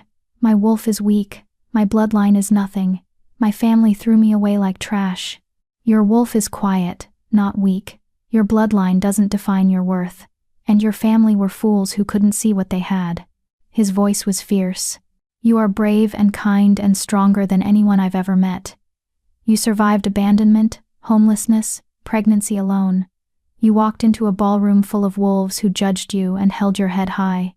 And when danger came, you didn't run, you stepped in front of a bolt meant for me. Because I couldn't let them hurt you. Why?" He pulled back enough to look into my eyes. "Why risk everything for me?" The answer was there. had been growing since that night at the border, blooming in the library when he'd looked at me with wonder, taking root during quiet evenings in my rooms when he'd made me feel seen for the first time in my life. "Because I love you too," I whispered. "I think I have since you told me I was perfect, and shouldn't let anyone tell me otherwise. Since you looked at my broken wolf and saw something waiting instead of something wrong. Since you—" He kissed me, gentle, careful of my injuries, but thorough. Like he was trying to memorize the taste of me, the feel of me, the reality that I was alive and here and his.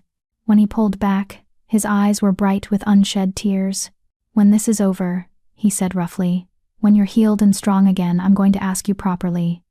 With a ring and a formal proposal and all the ceremony you deserve.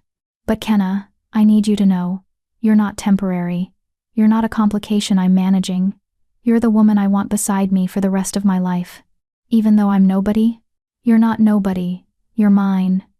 He kissed my forehead. "And I'm yours, if you'll have me." Before I could answer, the door opened and Dr. Torres entered, followed by Liana. "You're awake," Dr. Torres said, her expression professionally pleased. "Good, let me check your vitals." Liana hung back, her arms crossed, but I saw the relief in her eyes. "You scared us, Kenna. Pushing Richard like that, it was either the bravest or most foolish thing I've ever seen." "Both, probably," I admitted. "Definitely both." But she smiled. "The whole palace is talking about it. How you threw yourself in front of the Alpha King. How you saved his life without hesitation. You're a hero." "I'm not." "You are," Richard interrupted firmly. "Whether you accept it or not." Dr. Torres finished her examination, nodding with satisfaction. "Vitals are good. Wound is healing well, should be fully recovered in a few weeks with proper rest. The baby is absolutely fine, showing no signs of distress." "You're incredibly lucky, Kenna." "When can she leave the medical wing?" Richard asked. "Another day for observation, then bed rest in her rooms for at least a week. No strenuous activity, plenty of fluids, and someone needs to monitor her for infection." "I'll do it," Richard said immediately. Dr. Torres raised an eyebrow. "Your Majesty, you have responsibilities, which can wait." His tone left no room for argument. "My priorities are right here." After Dr. Torres left, Liana approached the bed. "I should let you rest, but I wanted to say thank you for saving my brother. He's an arrogant, stubborn bastard, but he's my arrogant, stubborn bastard." "Hey," Richard protested mildly. She ignored him, her eyes on me. "You proved everyone wrong last night, Kenna. Every person who doubted you, who questioned whether you belonged, they saw exactly what you're made of, and they won't forget it." "Did they catch them?" I asked. "The assassins?" Her expression darkened. "Most of them. A few escaped, but we're tracking them. They were hired by a rival faction trying to destabilize Richard's rule. Foolish, desperate, and ultimately unsuccessful. Because of Kenna," Richard added quietly. "If that bolt had hit its mark, but it didn't." Liana squeezed my uninjured shoulder gently. "Rest, heal. And when you're stronger, we'll talk about how the palace is going to formally recognize what you did." After she left, silence settled over the room. Richard returned to his chair, his hand finding mine again. "You should go," I said softly. "You must have things to do. The kingdom doesn't stop because the kingdom can wait." He brought my hand to his lips, pressing a kiss to my knuckles. "Right now, the only thing that matters is you." The next 2 days passed in a haze of healing and quiet conversations. Richard barely left my side, conducting necessary meetings from my medical room, signing documents while sitting in the chair beside my bed, making it clear to everyone that his priority was me. The palace staff treated me differently now. Where before they'd been polite but distant, now they were warm, genuine. The guards nodded respectfully when they passed. The nurses called me "my lady," with real deference. I'd saved their king. That single act had earned me a place I'd never been able to claim through bloodline or pack affiliation. On the 3rd day, Dr. Torres cleared me to return to my rooms with strict instructions about rest and limitations. Richard insisted on pushing the wheelchair himself, despite my protests that I could walk. "Humor me," he said. "I almost lost you. Let me be overprotective for a while." My rooms felt different now, not just a temporary shelter, but actually mine. Richard had flowers delivered, had the staff bring meals we could share, spent hours simply sitting with me while I read or rested. It was during one of these quiet evenings, a week after the attack, that he brought up the future.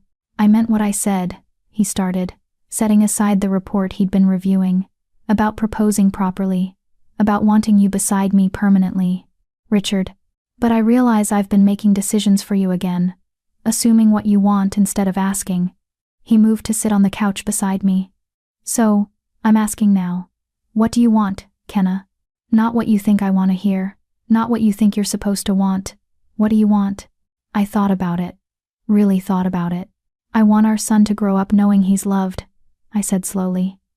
I want him to never feel like he's not enough, the way I felt my entire life. I paused, gathering courage. I want to stop being afraid that this is temporary. That one day you'll realize I'm not worth the complications I bring. That's never going to happen. You can't promise that. Yes, I can. He took my hand. Kenna, you walked into a ballroom full of wolves who judged you and held your head high. You danced with me despite never having learned. You threw yourself in front of a crossbow bolt to save my life. If that's not enough to prove your worth, then nothing ever will be, and the problem isn't you. It's everyone else being blind. Your court still doesn't know where I came from, who I am. Do you want to tell them? Did I? The story of my rejection, my family's abandonment, the shame that had defined my entire life. No, I admitted. Not yet. Maybe not ever. Is that wrong? It's your story to tell or keep. No one else gets to demand it. He squeezed my hand. But Kenna, I need you to understand something.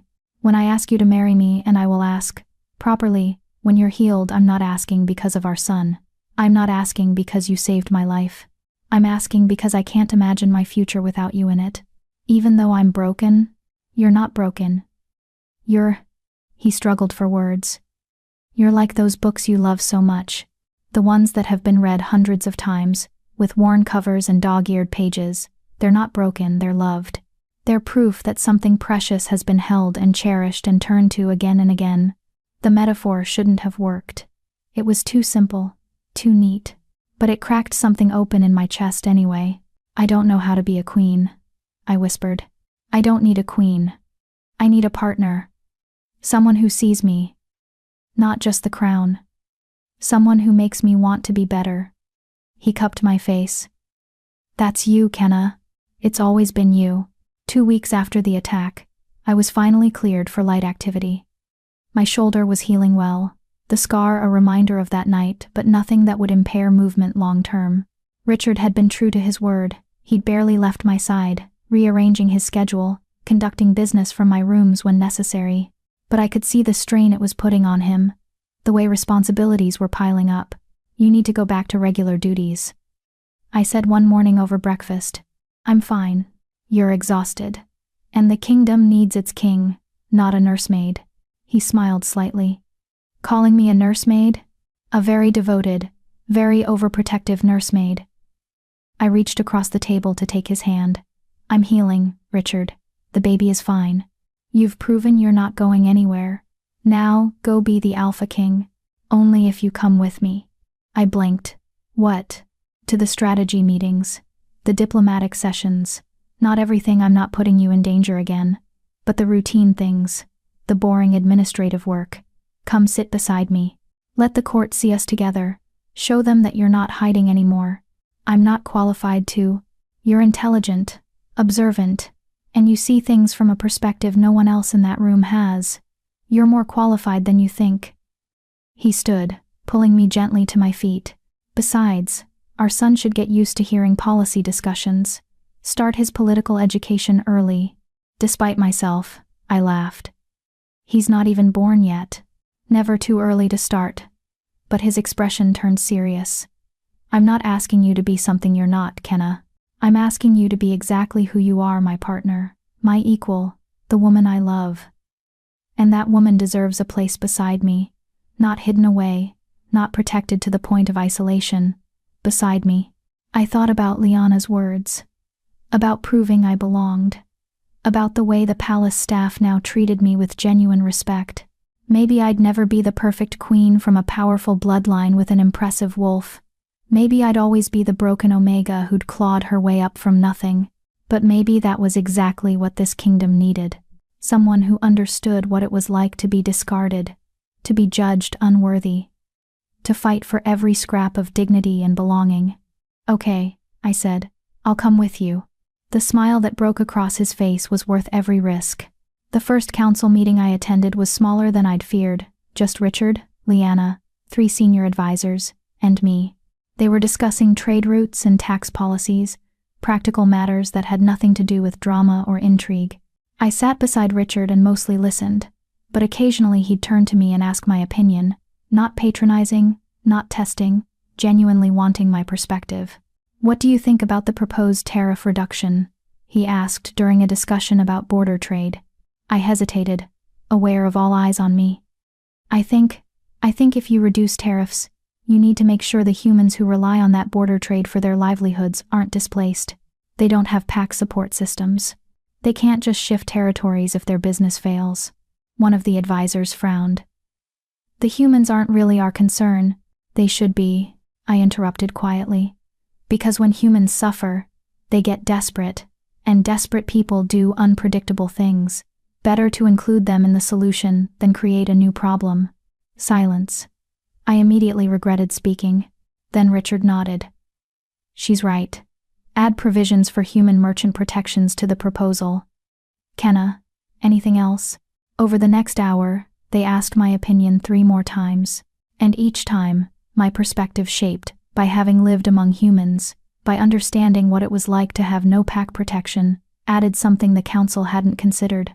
When the meeting ended, Leanna pulled me aside. "You're good at this," she said bluntly. "The political strategy, the seeing angles others miss. My brother chose well. I'm just offering common sense. Common sense is surprisingly rare in politics." She smiled. "Keep doing exactly what you're doing, Kenna. You're making a difference." That night, in the quiet of my rooms with Richard beside me, I finally let myself believe it, that I belonged here.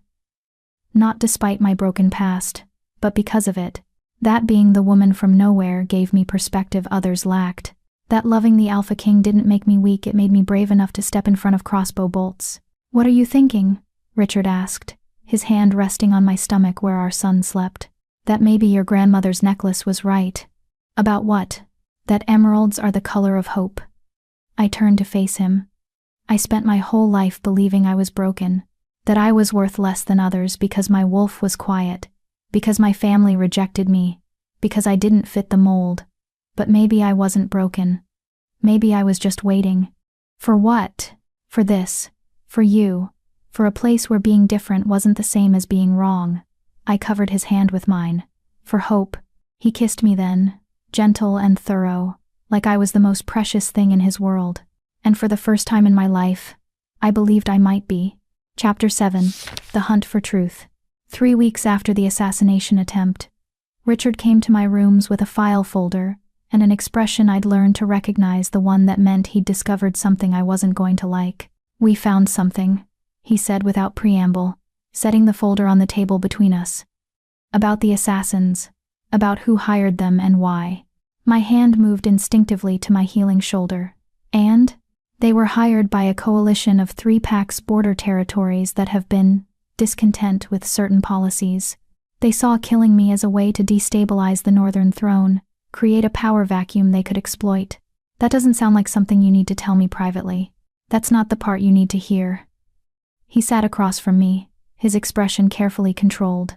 "Kenna, one of those PACs, one of the families involved in funding the assassination, was the Blythe PAC." The name hit me like a physical blow. "My family. Your father specifically. He contributed a significant sum to the coalition. Not the largest donor, but enough to show clear intent." Richard's voice was gentle but firm. "Your family tried to have me killed. I couldn't breathe. Couldn't think past the roaring in my ears. My father, the man who'd raised me, who'd called me worthless, who'd thrown me out, had paid money to have Richard assassinated. Which meant, if that bolt had found its mark, I would have lost everything. The man I loved, the father of my child, my future, because of my own blood. Kenna. Richard moved to kneel beside my chair, taking my cold hands in his. Breathe. Just breathe. They tried to kill you, I whispered. My family tried to kill you. And if I hadn't pushed you. If that bolt had. But it didn't. You saved me. That's what matters. Did they know? The question tore out of me. Did they know I was here? That I was with you? We don't think so. The planning started months ago. Before I even found you at the library. This wasn't personal, it was political opportunism.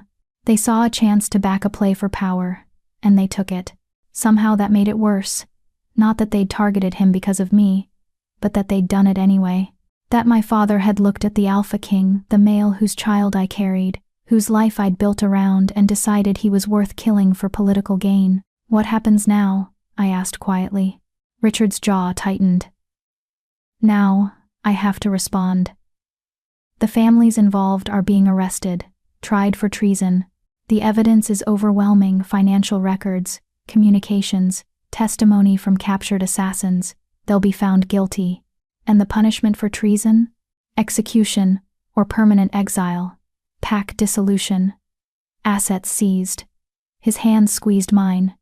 Kenna, I'm sorry. I know they rejected you, but they're still your family. If you want me to show mercy. No. The word came out harder than I intended. No mercy. He studied me carefully. You're sure? They threw me out when I needed them most. They valued political alliances over their own daughter, and now they've tried to kill the father of my child, to destroy the life I've built, to take away the one person who's ever made me feel like I matter. I met his eyes. If you show them mercy, you show weakness. And I won't be the reason you're seen as weak. This isn't about appearances, Kenna. This is about what you can live with. I thought about my father's hand cracking across my face. My mother looking through me like I was already gone. Vivienne's pitying expression as she told me I'd ruined everything. I can live with justice, I said finally. What I can't live with is them escaping consequences while I spent weeks homeless and afraid, because they decided I was disposable. Richard stood, pulling me up with him, his arms coming around me carefully, mindful of my still healing shoulder. I love you, he murmured against my hair. And I'm sorry this is happening. That your family is. They stopped being my family the day they disowned me. I pulled back enough to look at him.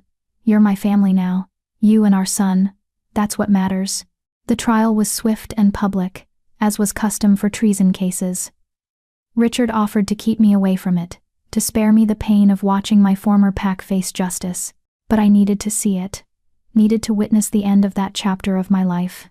Liana sat beside me in the observation gallery, her presence a silent support. Below, in the formal hearing chamber, my father stood with the other accused 12 wolves from 3 different packs, all linked to the assassination plot. He looked older than I remembered. Grayer, but his expression was the same, hard, unyielding, convinced of his own righteousness. The evidence was presented methodically. Financial transfers, encrypted messages, testimony from captured assassins who'd been offered immunity in exchange for cooperation. My father didn't deny it, didn't show remorse. When asked why he'd participated, he said simply, the Alpha King's policies were weakening border packs. Someone had to act. No mention of me. No recognition that his daughter was in the room, that I'd been the one to save Richard's life, that his actions had nearly destroyed me. I was still invisible to him. The verdict was unanimous. Guilty on all counts. The sentence, permanent exile beyond Northern Territory borders, pack dissolution, all assets seized. Not execution. Richard had chosen the more merciful option, despite my earlier words, because he was a better person than I was. As the accused were led away, my father's eyes swept the observation gallery. For one brief moment, they landed on me. Recognition flickered. Shock. Then something that might have been shame, quickly buried beneath his usual stoicism. He opened his mouth like he might say something, but the guards moved him along, and the moment passed. I would never know what he might have said. And I realized, with startling clarity, that I didn't care. Liana's hand found mine. You okay?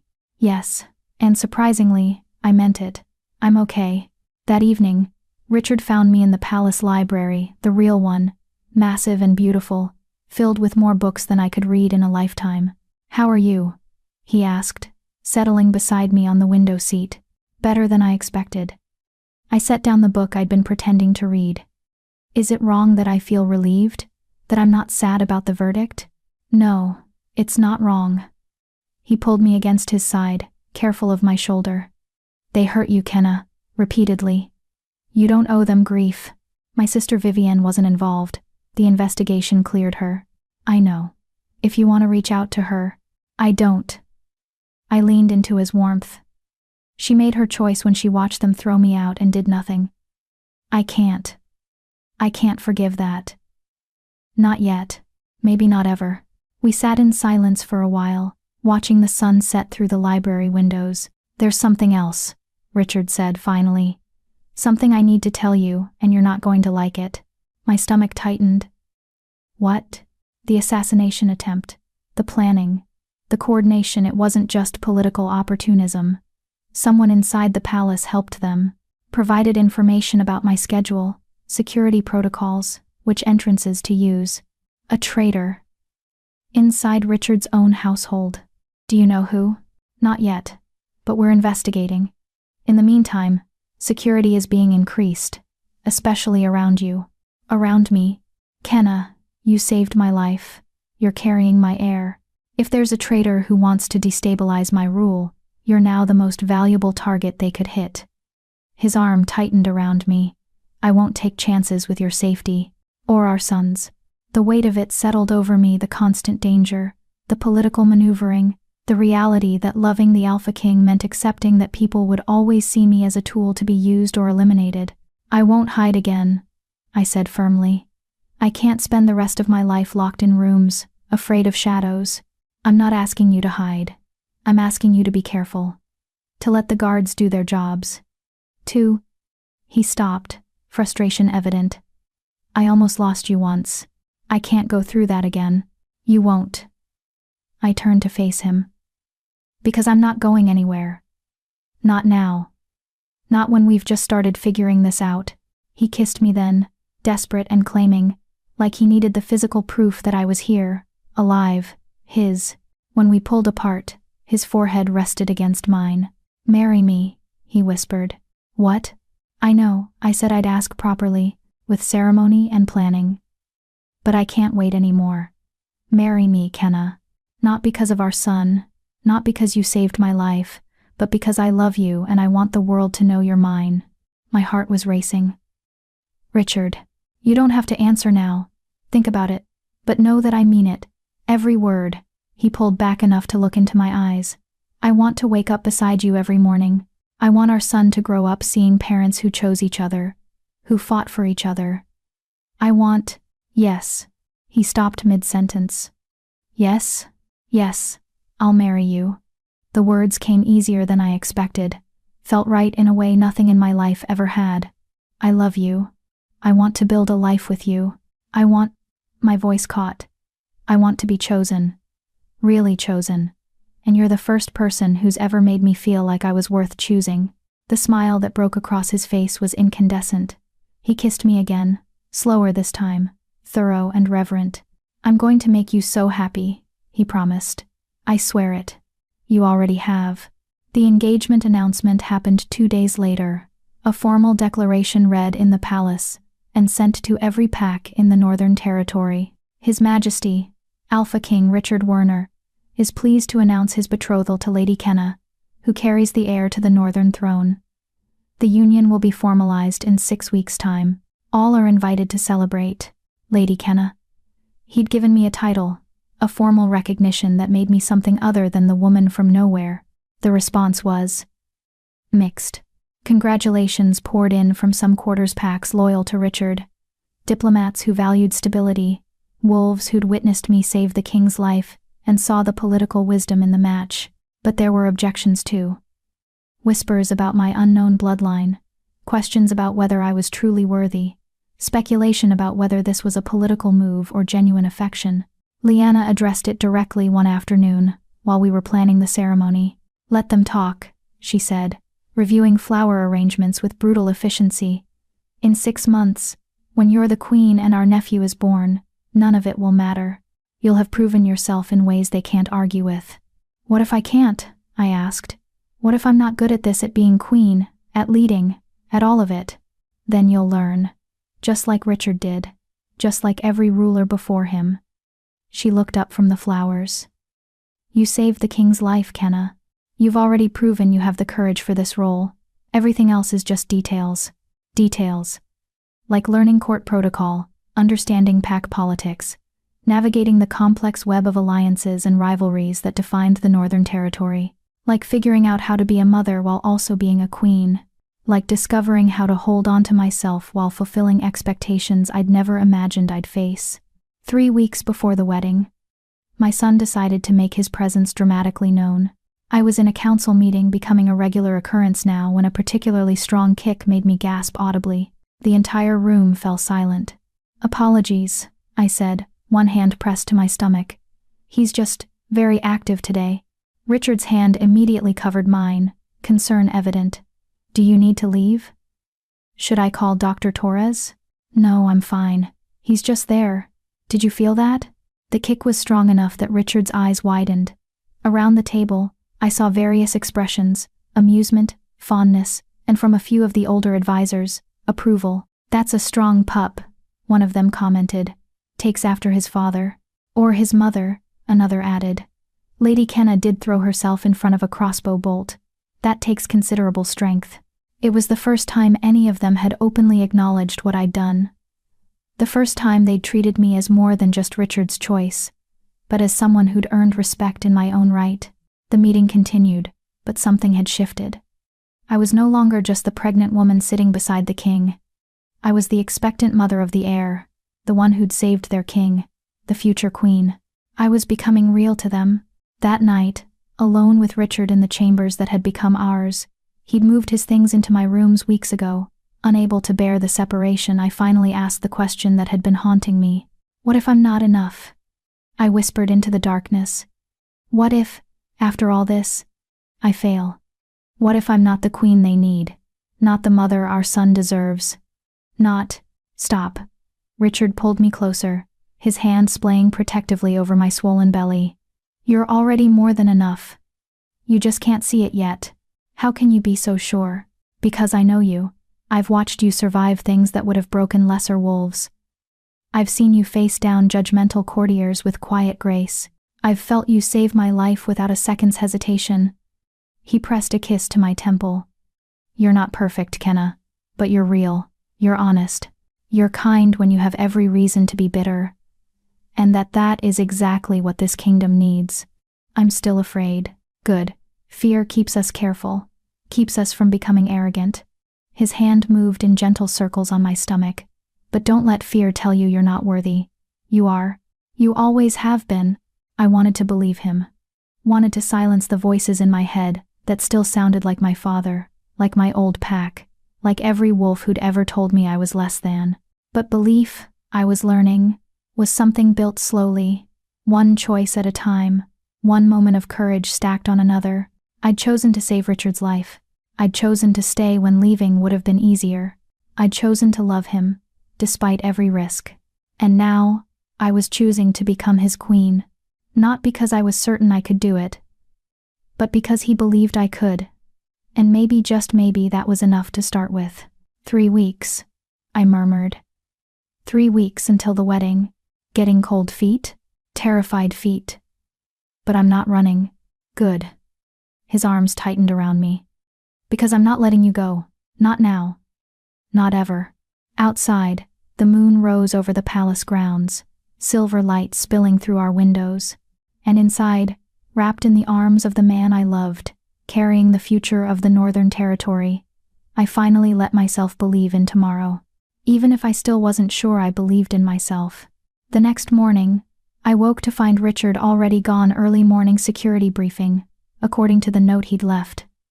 But there was something else on my bedside table. A small velvet box.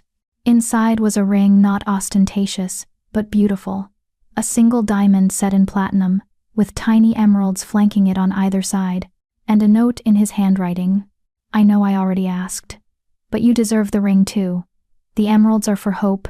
The diamond is for forever. I love you, D. I slipped the ring onto my finger, watching it catch the morning light. 3 weeks until I became Queen Kenna of the Northern Territory.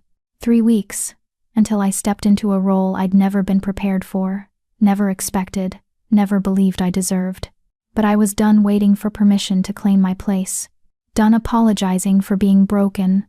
Done believing the lies my family had told me about my worth. I was Kenna, mother of the future heir, savior of the Alpha King, survivor of abandonment and homelessness and assassination attempts, and I was going to be a queen. Even if I had to figure out how, one step at a time. Chapter 8. The Wedding and Revelation. The morning of my wedding, I woke before dawn with my son doing acrobatics against my ribs. 7 months pregnant now, my belly pronounced and impossible to hide. Dominic had designed a wedding dress that accommodated it beautifully, flowing ivory silk that draped elegantly, embroidered with silver thread that caught the light. It was nothing like the traditional wedding gowns I'd seen in books, stiff and formal and uncomfortable. This was soft, ethereal, made for a pregnant bride who'd never imagined she'd have a wedding at all. Liana arrived at sunrise with a team of assistants, all business-like efficiency masking what I suspected was actual sentiment. "Big day," she said, directing traffic as hairstylists and makeup artists swarmed my rooms. "How are you feeling?" "Like I'm going to throw up." "Morning sickness or nerves?" "Both." "Neither." "I don't know." I pressed a hand to my stomach, where my son had finally settled. "Liana, what if I mess this up? What if I say the wrong thing during the ceremony? Or trip walking down the aisle? Or, then you'll be human, which is better than being perfect." She sat beside me, uncharacteristically gentle. "Kenna, I'm going to tell you something my grandmother told me before she died. She said that being royal isn't about being flawless, it's about being willing to try anyway. Knowing everyone is watching. Knowing you'll make mistakes. It's about choosing to show up even when you're terrified." "Were you ever terrified?" "Constantly. Still am, most days." She squeezed my hand. "But I show up anyway, and so will you." The next hours passed in a blur of preparation. My hair was styled in loose waves, pinned with flowers that matched the ones Richard and I had picked together, forget-me-nots, because I'd laughed and said they were fitting for someone who'd been forgotten her entire life. He'd kissed me and said he'd never forget me, not for a single moment. The makeup was subtle, just enough to enhance, not transform. I barely recognized the woman in the mirror. She looked confident, regal, like someone who belonged in a palace. "Ready?" Liana asked as Dominic made final adjustments to the dress. "No, but let's do this anyway." The ceremony was being held in the palace's formal gardens, under a canopy of spring blooms. Hundreds of guests filled the spacepack leaders, diplomats, nobles, palace staff. Everyone who mattered in the Northern Territory had come to witness their king take a queen. To witness me, the broken Omega from nowhere, claim a place I'd never been meant to have. I waited at the garden entrance, my hand resting on my belly, trying to remember how to breathe. There was no one to walk me down the aisle. No father to give me away.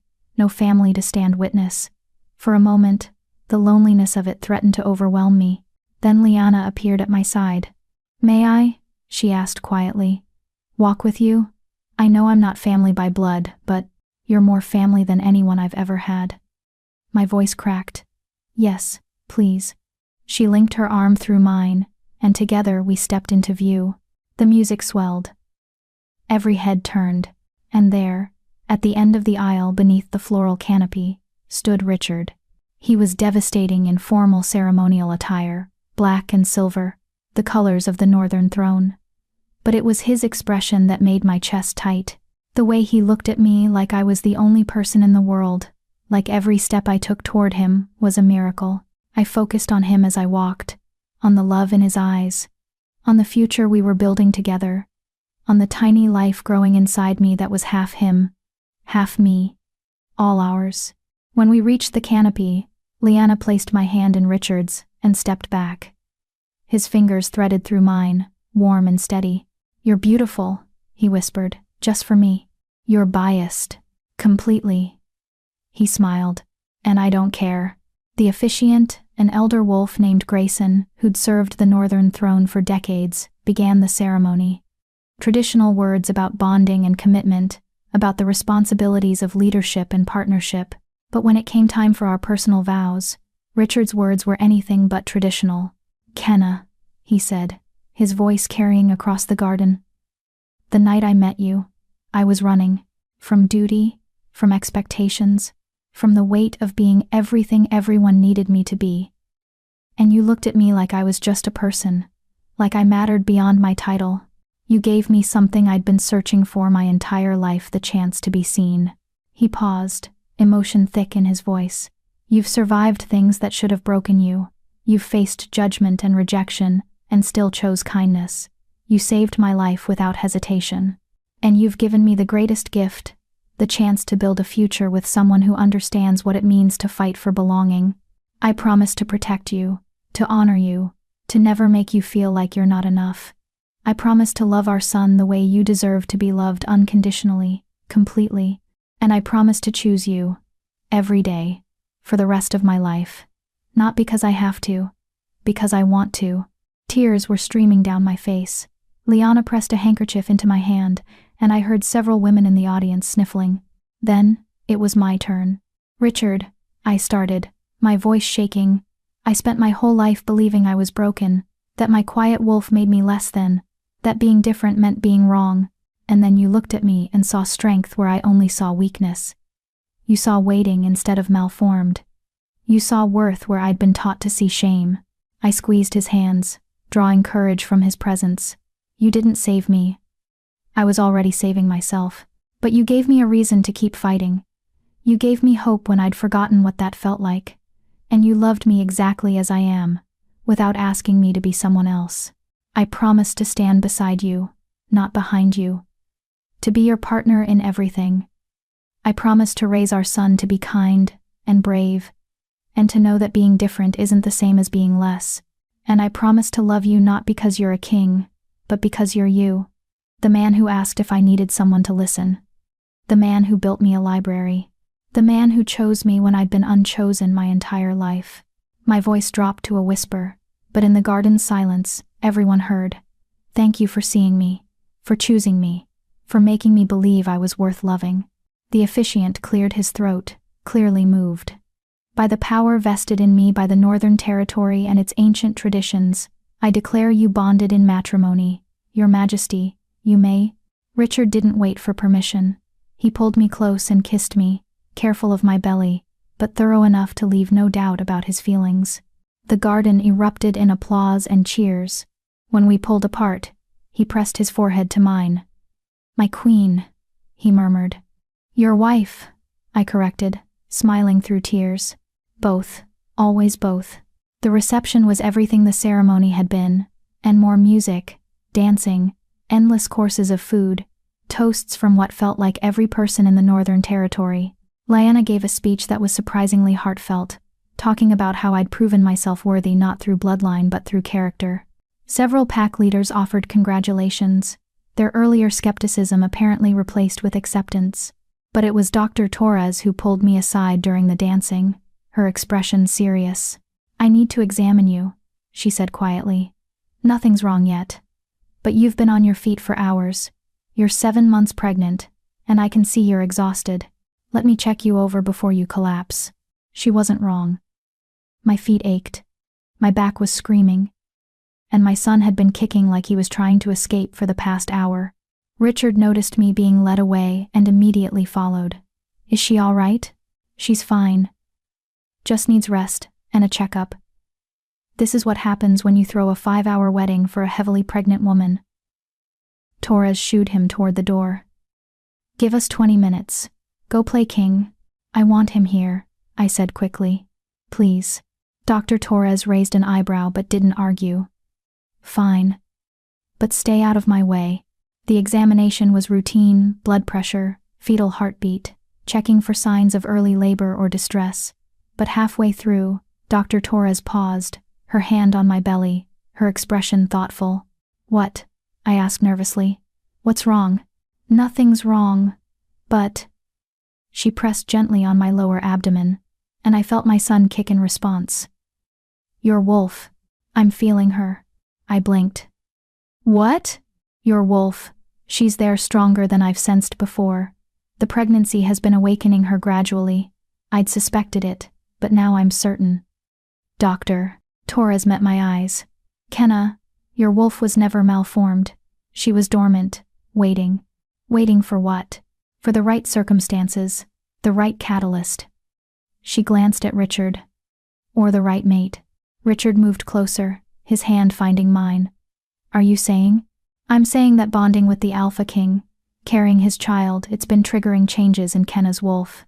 She's not broken. She's just been asleep. And now, she's waking up. The words didn't make sense. Couldn't make sense. I'd spent 23 years being told my wolf was defective. That she'd never be strong. That I'd always be less than. I don't understand, I whispered. Some wolves need the right conditions to emerge fully, Doctor. Torres explained. Extreme stress or extreme safety, life-threatening situations or deep emotional bonds. You've experienced both in the past few months. Your wolf has been responding. Can she shift? Richard asked, his voice intense. Is it safe for her to try? Not until after the baby is born. Shifting while pregnant is dangerous. But after? Dr. Torres smiled. I suspect Kenna is going to surprise a lot of people, including herself. The revelation echoed in my head for the rest of the reception. My wolf wasn't broken. She'd been dormant. Waiting for Richard. For our son. For circumstances that made her feel safe enough to emerge. It changed everything, and nothing simultaneously. I was still the same person who'd been rejected by her family, who'd lived in a shelter, who'd clawed her way to this moment. But maybe, just maybe, I wasn't as broken as I'd always believed. Later, when the guests had finally dispersed, and Richard and I were alone in our chambers, no longer my rooms, but officially ours now, he held me carefully, mindful of my exhaustion and our son between us. How do you feel? He asked. About what Dr. Torres said. Confused, hopeful, scared. I pressed closer to him.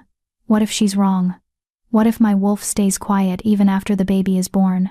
Then nothing changes. You're still you, the woman I love, the queen I chose, the mother of my child.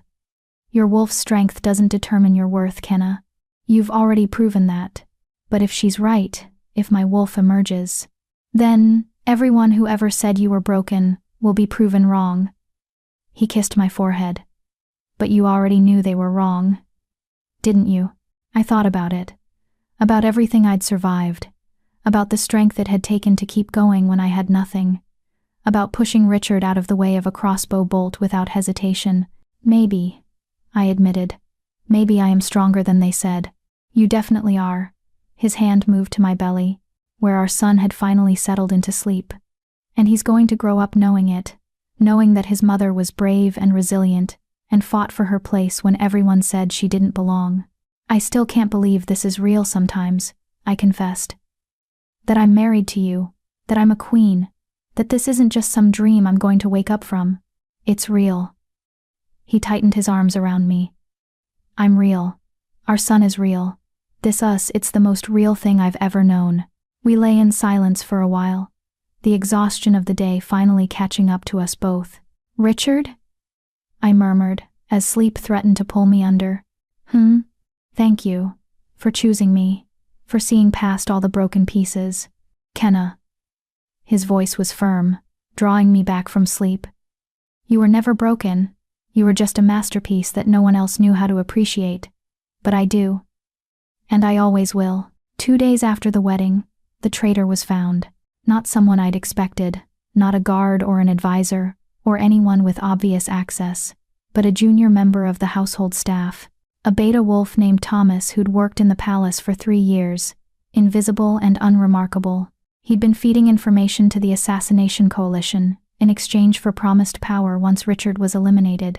Schedule details, security protocols, the layout of the spring gala. He'd been the one who told them exactly when and where to strike.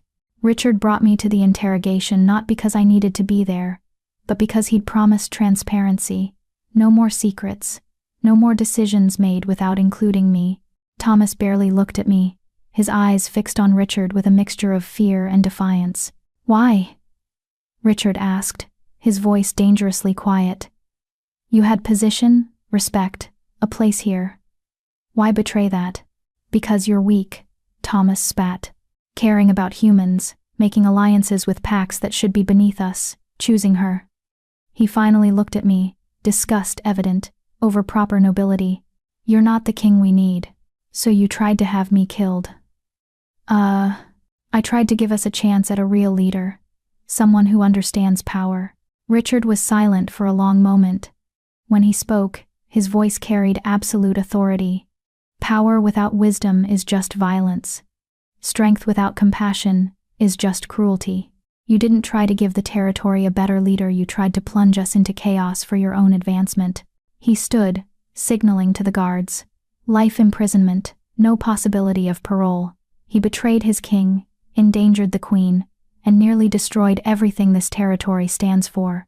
Let him spend the rest of his days understanding the consequences of his choices. As Thomas was led away, still defiant and unrepentant, I felt a strange sense of closure. The threat was contained, the traitor exposed, the danger, for now, was past. "Are you all right?" Richard asked, his hand finding mine. Yes, and I meant it.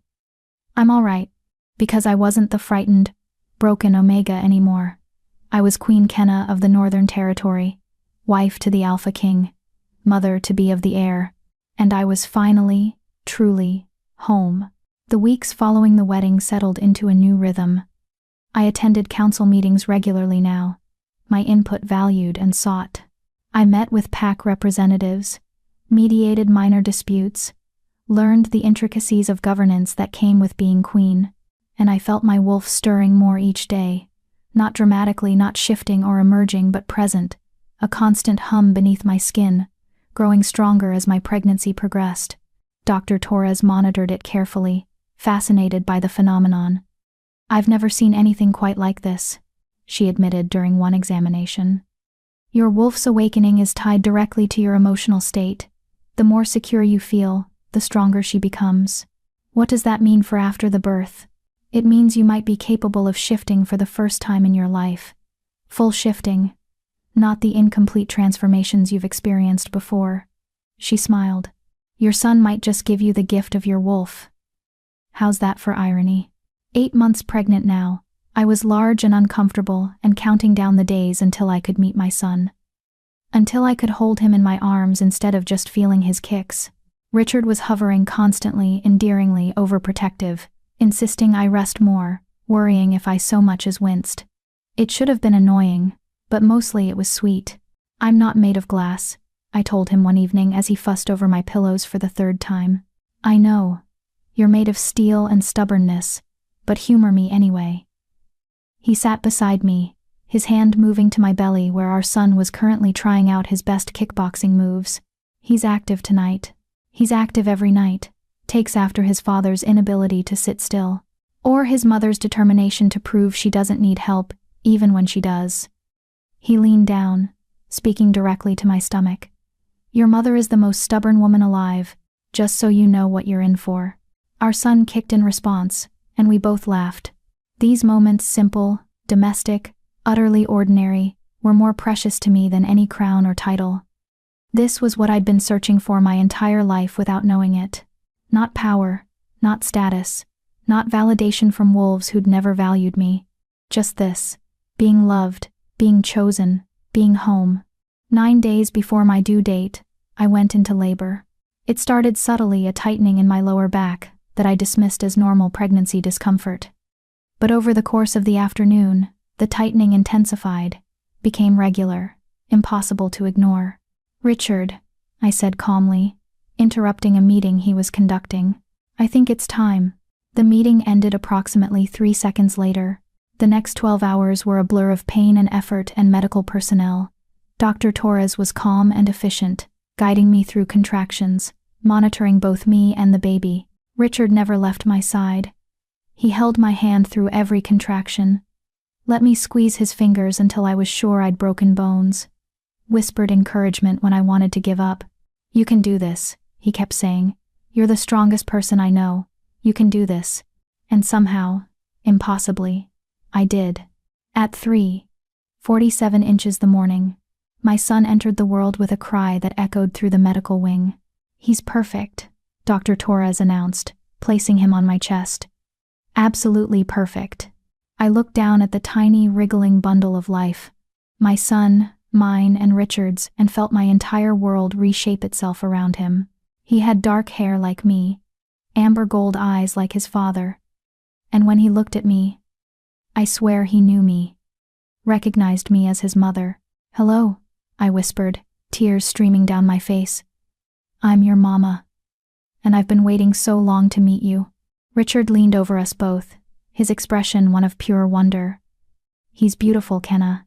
He's absolutely beautiful." "What should we name him?" I asked softly, unable to look away from our son's face. "I was thinking." Richard hesitated. "If you agree, Valentine, it means from Hadria, which was known for its dark sand and bright water. Dark and light together. Like you and me. Like what we've built. Valentin." It was perfect. Valentine Werner, I tested. Future heir to the Northern Throne. Son of the Alpha King, and the Queen who was told she'd never amount to anything. And proved everyone wrong, Richard finished. Just like his mother. Epilogue. 1 year later. The morning sun spilled through the windows of our private chambers, painting everything in shades of gold and warmth. I woke to the sound of soft babbling from the nursery alcove. Valentin, awake and talking to himself in that nonsensical infant language that somehow made perfect sense to him. Richard was already up, I realized, hearing his low voice responding to our son's chatter. I rolled over carefully, my body still adjusting to the changes that had come in the past year, and watched them through the open doorway. Richard sat in the rocking chair with Valentine on his lap, 10 months old now, with his father's amber eyes and my dark hair, and a personality that was entirely his own. Curious, fearless, absolutely convinced that everything in the world existed solely for his entertainment.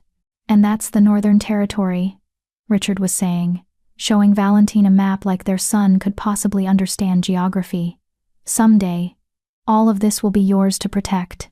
But first, you have to learn to walk without falling on your face every 3 steps." Valentine grabbed at the map, crumpling it with enthusiastic baby hands, and laughed a sound that never failed to make my chest ache with love. "You're teaching him territorial politics before breakfast?" I asked, my voice still rough with sleep. Richard looked up, his face transforming with that smile he reserved just for me. Never too early to start his education. Besides, he's very interested. He's interested in eating the map. That too. He stood, Valentine balanced expertly on his hip, and crossed to the bed. "How are you feeling?" It was a question he asked every morning. Had asked every morning since Valentine's birth, because 3 months ago, I'd shifted for the first time in my life. Dr. Torres had been right. My wolf hadn't been broken, she'd been dormant, waiting for the right circumstances. And after Valentine's birth, with my mate beside me and my son safe, she'd finally emerged. Not dramatic. Not some explosive transformation that shook the palace. Just natural. Like slipping into water that had always been waiting for me. My wolf was smaller than most. Quieter. Not the powerful, dominant creature that marked an alpha or even a strong beta. But she was mine. Completely. Perfectly mine. And she was whole. "I feel good," I said honestly, reaching up to take Valentine, who immediately lunged for me with grabby hands and delighted squeals. "Better than good, actually. We're going for a run later," Richard said. "You, me, and our son in a carrier. Lyanna said she'd join us. She wants to see your wolf's progress. 6 months of learning to shift. 6 months of discovering what my wolf could do. She wasn't built for combat or dominance displays. But she was fast, agile, perfect for scouting and endurance running, and most importantly she was real. Proof that everyone who'd called me broken had been catastrophically wrong. "A run sounds perfect," I said, settling Valentine on my lap. He immediately tried to climb my face, using my hair as leverage. "Valentine. No. We don't eat Mama's hair." He giggled and did it anyway, because at 10 months old, rules were merely suggestions. After breakfast, which Valentine spent mostly throwing food and laughing about it, I carried him to the council chambers where I was due for a meeting with the Education Reform Committee. Being queen had its challenges, but I'd found my niche, advocating for wolves like I'd been. The ones who didn't fit traditional molds. The quiet ones, the different ones, the ones who'd been told they weren't enough. I'd implemented new policies for identifying dormant wolves early, providing resources and support instead of judgment. I'd established programs for wolves from low-status families, ensuring they had access to education and opportunity regardless of bloodline. And I'd made it clear that in the Northern Territory, different would never again mean less than. The committee meeting went well, a mix of educators and pack representatives, all working together to design curricula that valued diversity of strength rather than just traditional power. Valentin sat in my lap the entire time, occasionally contributing babbling commentary that everyone politely pretended to consider. Afterward, Leanna found me in my office, reviewing proposals. "How's my nephew?" she asked, immediately scooping Valentin from my arms. He went willingly, having decided months ago that his aunt was his favorite person after his parents. Exhausting, delightful, currently teething, which means everything within reach goes in his mouth, including territorial maps, apparently, Richard told me. She settled into a chair, Valentin contentedly chewing on her necklace. "The education reforms are good, Kenna. You're making a real difference." "I'm trying. There are still packs that resist, ones that think the old ways are better. There will always be resistance to change, but you're changing things anyway. That's what matters." She looked at me seriously. "You know you've exceeded every expectation, right? Every wolf who doubted you, every voice that said you weren't qualified, you've proven them all wrong. I had help, a lot of help. You had a partner who believed in you.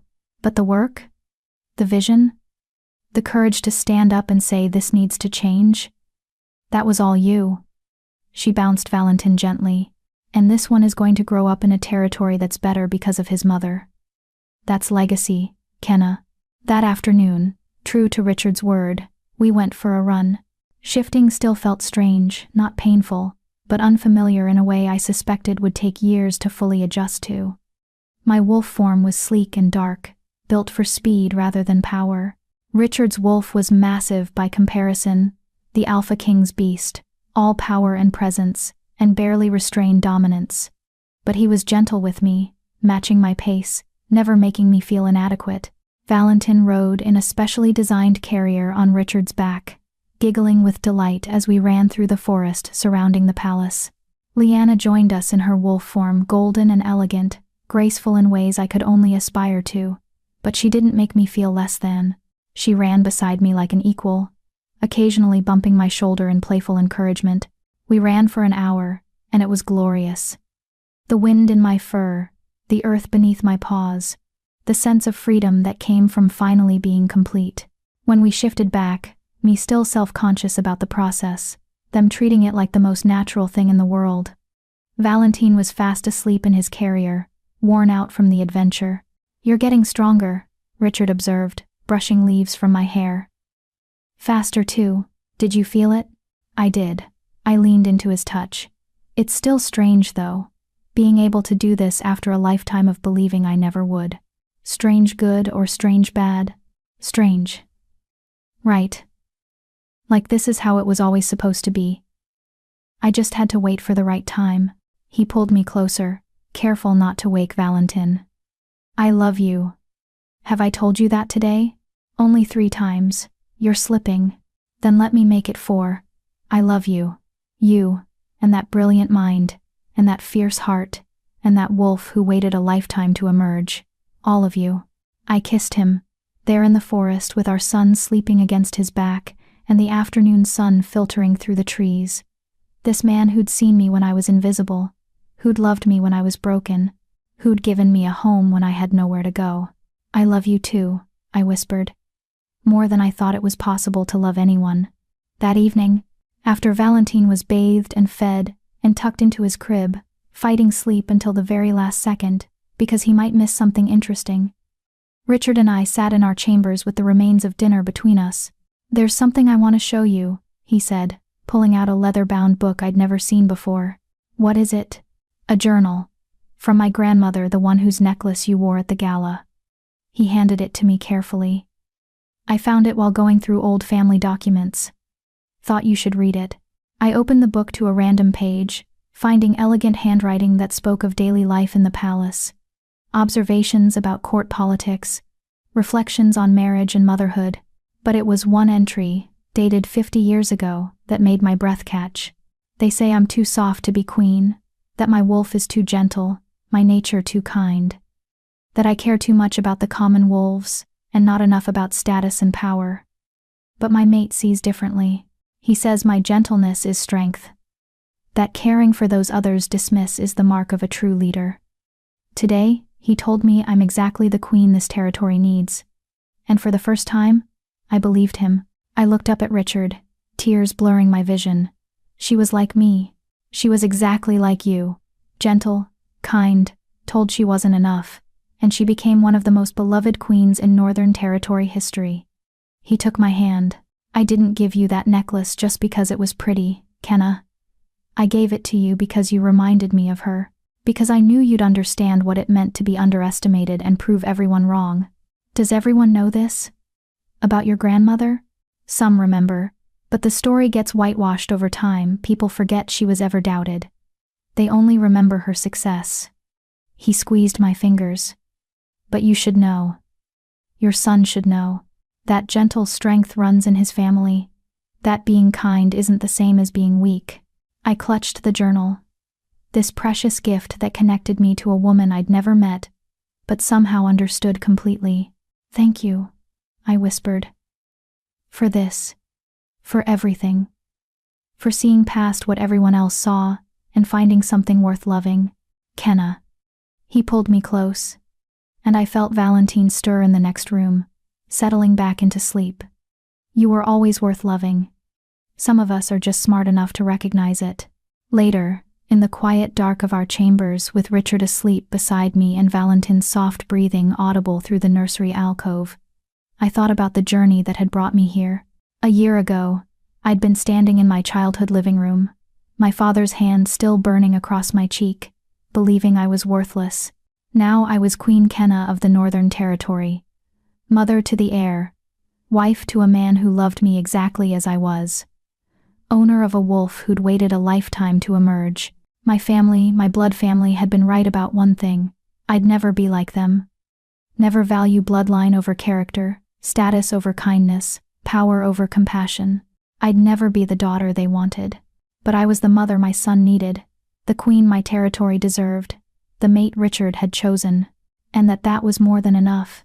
I slipped out of bed quietly, padding to the nursery alcove where Valentine slept. His tiny chest rose and fell with each breath.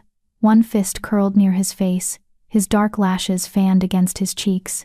You're going to have an amazing life, I whispered, brushing a finger across his soft hair. Your father is going to teach you to be strong and strategic and fair.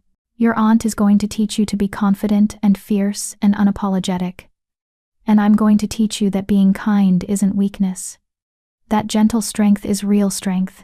That who you are matters more than what others expect you to be. He stirred slightly, making a small noise before settling deeper into sleep. And someday, when you're older, I'll tell you about your grandmother, your father's grandmother, who was like me, who proved that you don't have to be loud or dominant or traditionally powerful to change the world. You just have to be brave enough to show up as yourself. I felt Richard's presence before I heard him, his arms coming around me from behind as we stood watching our son sleep. He's going to be remarkable, Richard murmured, just like his mother. Just like both his parents, I corrected, and his aunt, and everyone who's going to love him and shape him and show him what it means to lead with wisdom instead of just power. Do you ever regret it? He asked quietly. Choosing this life? Being thrust into the spotlight? Everything you've had to endure? I thought about it, really thought about it. The judgment, the whispers, the assassination attempt that had left a scar on my shoulder and nearly cost me everything. The constant pressure of being queen when I still sometimes felt like that broken omega from nowhere. But I also thought about mornings waking up beside Richard, council meetings where my voice mattered, running through forests with my wolf finally free, holding my son and knowing he'd never, ever be told he wasn't enough. No, I said simply. I don't regret any of it. Because this us, Valentine, This life we've built, it's worth every struggle it took to get here." He kissed the side of my head, and we stood like that for a long time. Two people who'd been lonely in different ways, who'd found each other in the most unlikely circumstances, who'd built something real from broken pieces. Outside, the moon rose over the palace grounds full and bright, casting silver light through our windows. And inside, wrapped in my mate's arms with our son sleeping peacefully nearby, I finally felt what had eluded me my entire life. I belonged, not because of my bloodline or my wolf or my position, but because I'd chosen to fight for belonging. Because I'd decided I was worth the space I occupied.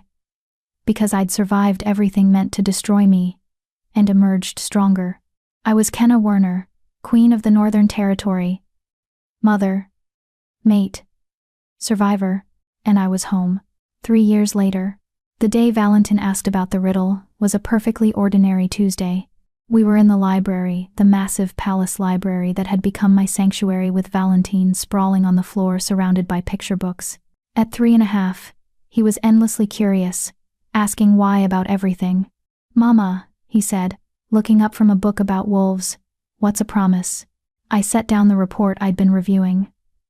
"A promise is when you say you'll do something and you mean it. You don't break it. Like when Papa promises we'll go riding. Exactly like that. And you always keep promises. You should try to." Yes, promises are important. He thought about this with the gravity only a 3-year-old could muster. Then, "What's the bestest promise ever?" I smiled, thinking about a riddle I'd once used to buy time with a male I didn't know was a king. A riddle whose answer had become the foundation of everything we'd built. "The best promise," I said, pulling Valentin into my lap, "is the one you make with your heart. The promise to love someone no matter what. To choose them, every day, even when it's hard. Like you and Papa?" "Exactly like me and Papa." Richard appeared in the doorway, as if summoned by our conversation. "Are we telling stories?" "Mama was telling me about promises." Valentin wriggled free and ran to his father, who scooped him up effortlessly. "Was she? What kind of promises?" "The bestest ones. The heart ones." Richard's eyes met mine over our son's head, and I saw recognition there. Memory of that first night, when I'd asked him a riddle he'd refused to answer. When I'd thought he couldn't solve it, not knowing he'd understood all along. What is freely given costs nothing to make, but once broken can never be fully repaired. A promise. "Your mother is very wise about promises," Richard said, settling Valentin on his hip. "She taught me everything I know about keeping them. Will you teach me?" Valentin asked, his amber eyes so like his father's wide with interest. "Yes," Richard and I said simultaneously. And we would. We'd teach him about promises kept and the cost of breaking them. We'd show him, through our own relationship, what it meant to choose someone every day, to build a life on trust and love. And the simple, profound act of showing up. We'd teach him to be kind and strong, to value compassion over cruelty, to see worth in unexpected places, just like his grandmother, his father's grandmother, had taught through her example, just like I'd learned through surviving. Later that night, after Valentin was tucked into bed with his favorite stuffed wolf, and Richard and I were alone in our chambers, I found myself tracing the riddle carved into our headboard, the one we'd etched together on our wedding night. What is freely given costs nothing to make, but once broken can never be fully repaired. Below it, in Richard's elegant script, a promise. And below that, added on Valentin's first birthday. We promised to choose love, every day, always. "What are you thinking?" Richard asked, pulling me against his chest.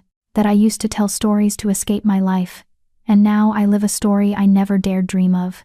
"Best story ever?" "Best story ever," I confirmed. "Even better than the books." He chuckled, the sound rumbling through his chest. "You know what Valentin asked me today, when you were in your council meeting?" "What?" "He asked if Mama used to be sad, before she found us." Richard's arms tightened slightly. I told him yes, that you'd been very sad, but that you were brave and strong and fought until you found your happy ending. "And what did he say?" "He said he was glad you found us. Because now everyone is happy." Richard pressed a kiss to my temple. "From the mouths of babes. From the mouths of babes. Indeed." I thought about that girl. I'd been 23 years old, pregnant and abandoned, living in a shelter and wondering if surviving was even worth the effort. If I could go back and tell her what was waiting, I would say this: keep going, keep fighting, keep believing that somewhere, somehow, there's a place where being different isn't the same as being broken, where gentle strength is real strength, where you'll be chosen, loved, and valued exactly as you are. Keep going, because your son is waiting, your mate is searching, your wolf is sleeping, but she'll wake when it's time. Keep going, because your story doesn't end in that shelter, or that library, or even at that moment when you push a king out of the way of a crossbow bolt. It ends here, years later, in a palace that became a home, with a family you built from love instead of blood, with a wolf who finally emerged, with a life you fought for every single day. Keep going, because you're worth it. You always were. In the darkness of our chamber, I traced patterns on Richard's arm and listened to Valentin's soft breathing from the nursery. Outside, the night was quiet, peaceful. Tomorrow, there would be council meetings and political maneuvering, and the endless work of leading a territory. There would be challenges and setbacks, and moments when I'd still doubt myself. But tonight there was just this: the perfect, simple, extraordinary reality of being loved, of being home, of being enough. I love you, I whispered into the dark.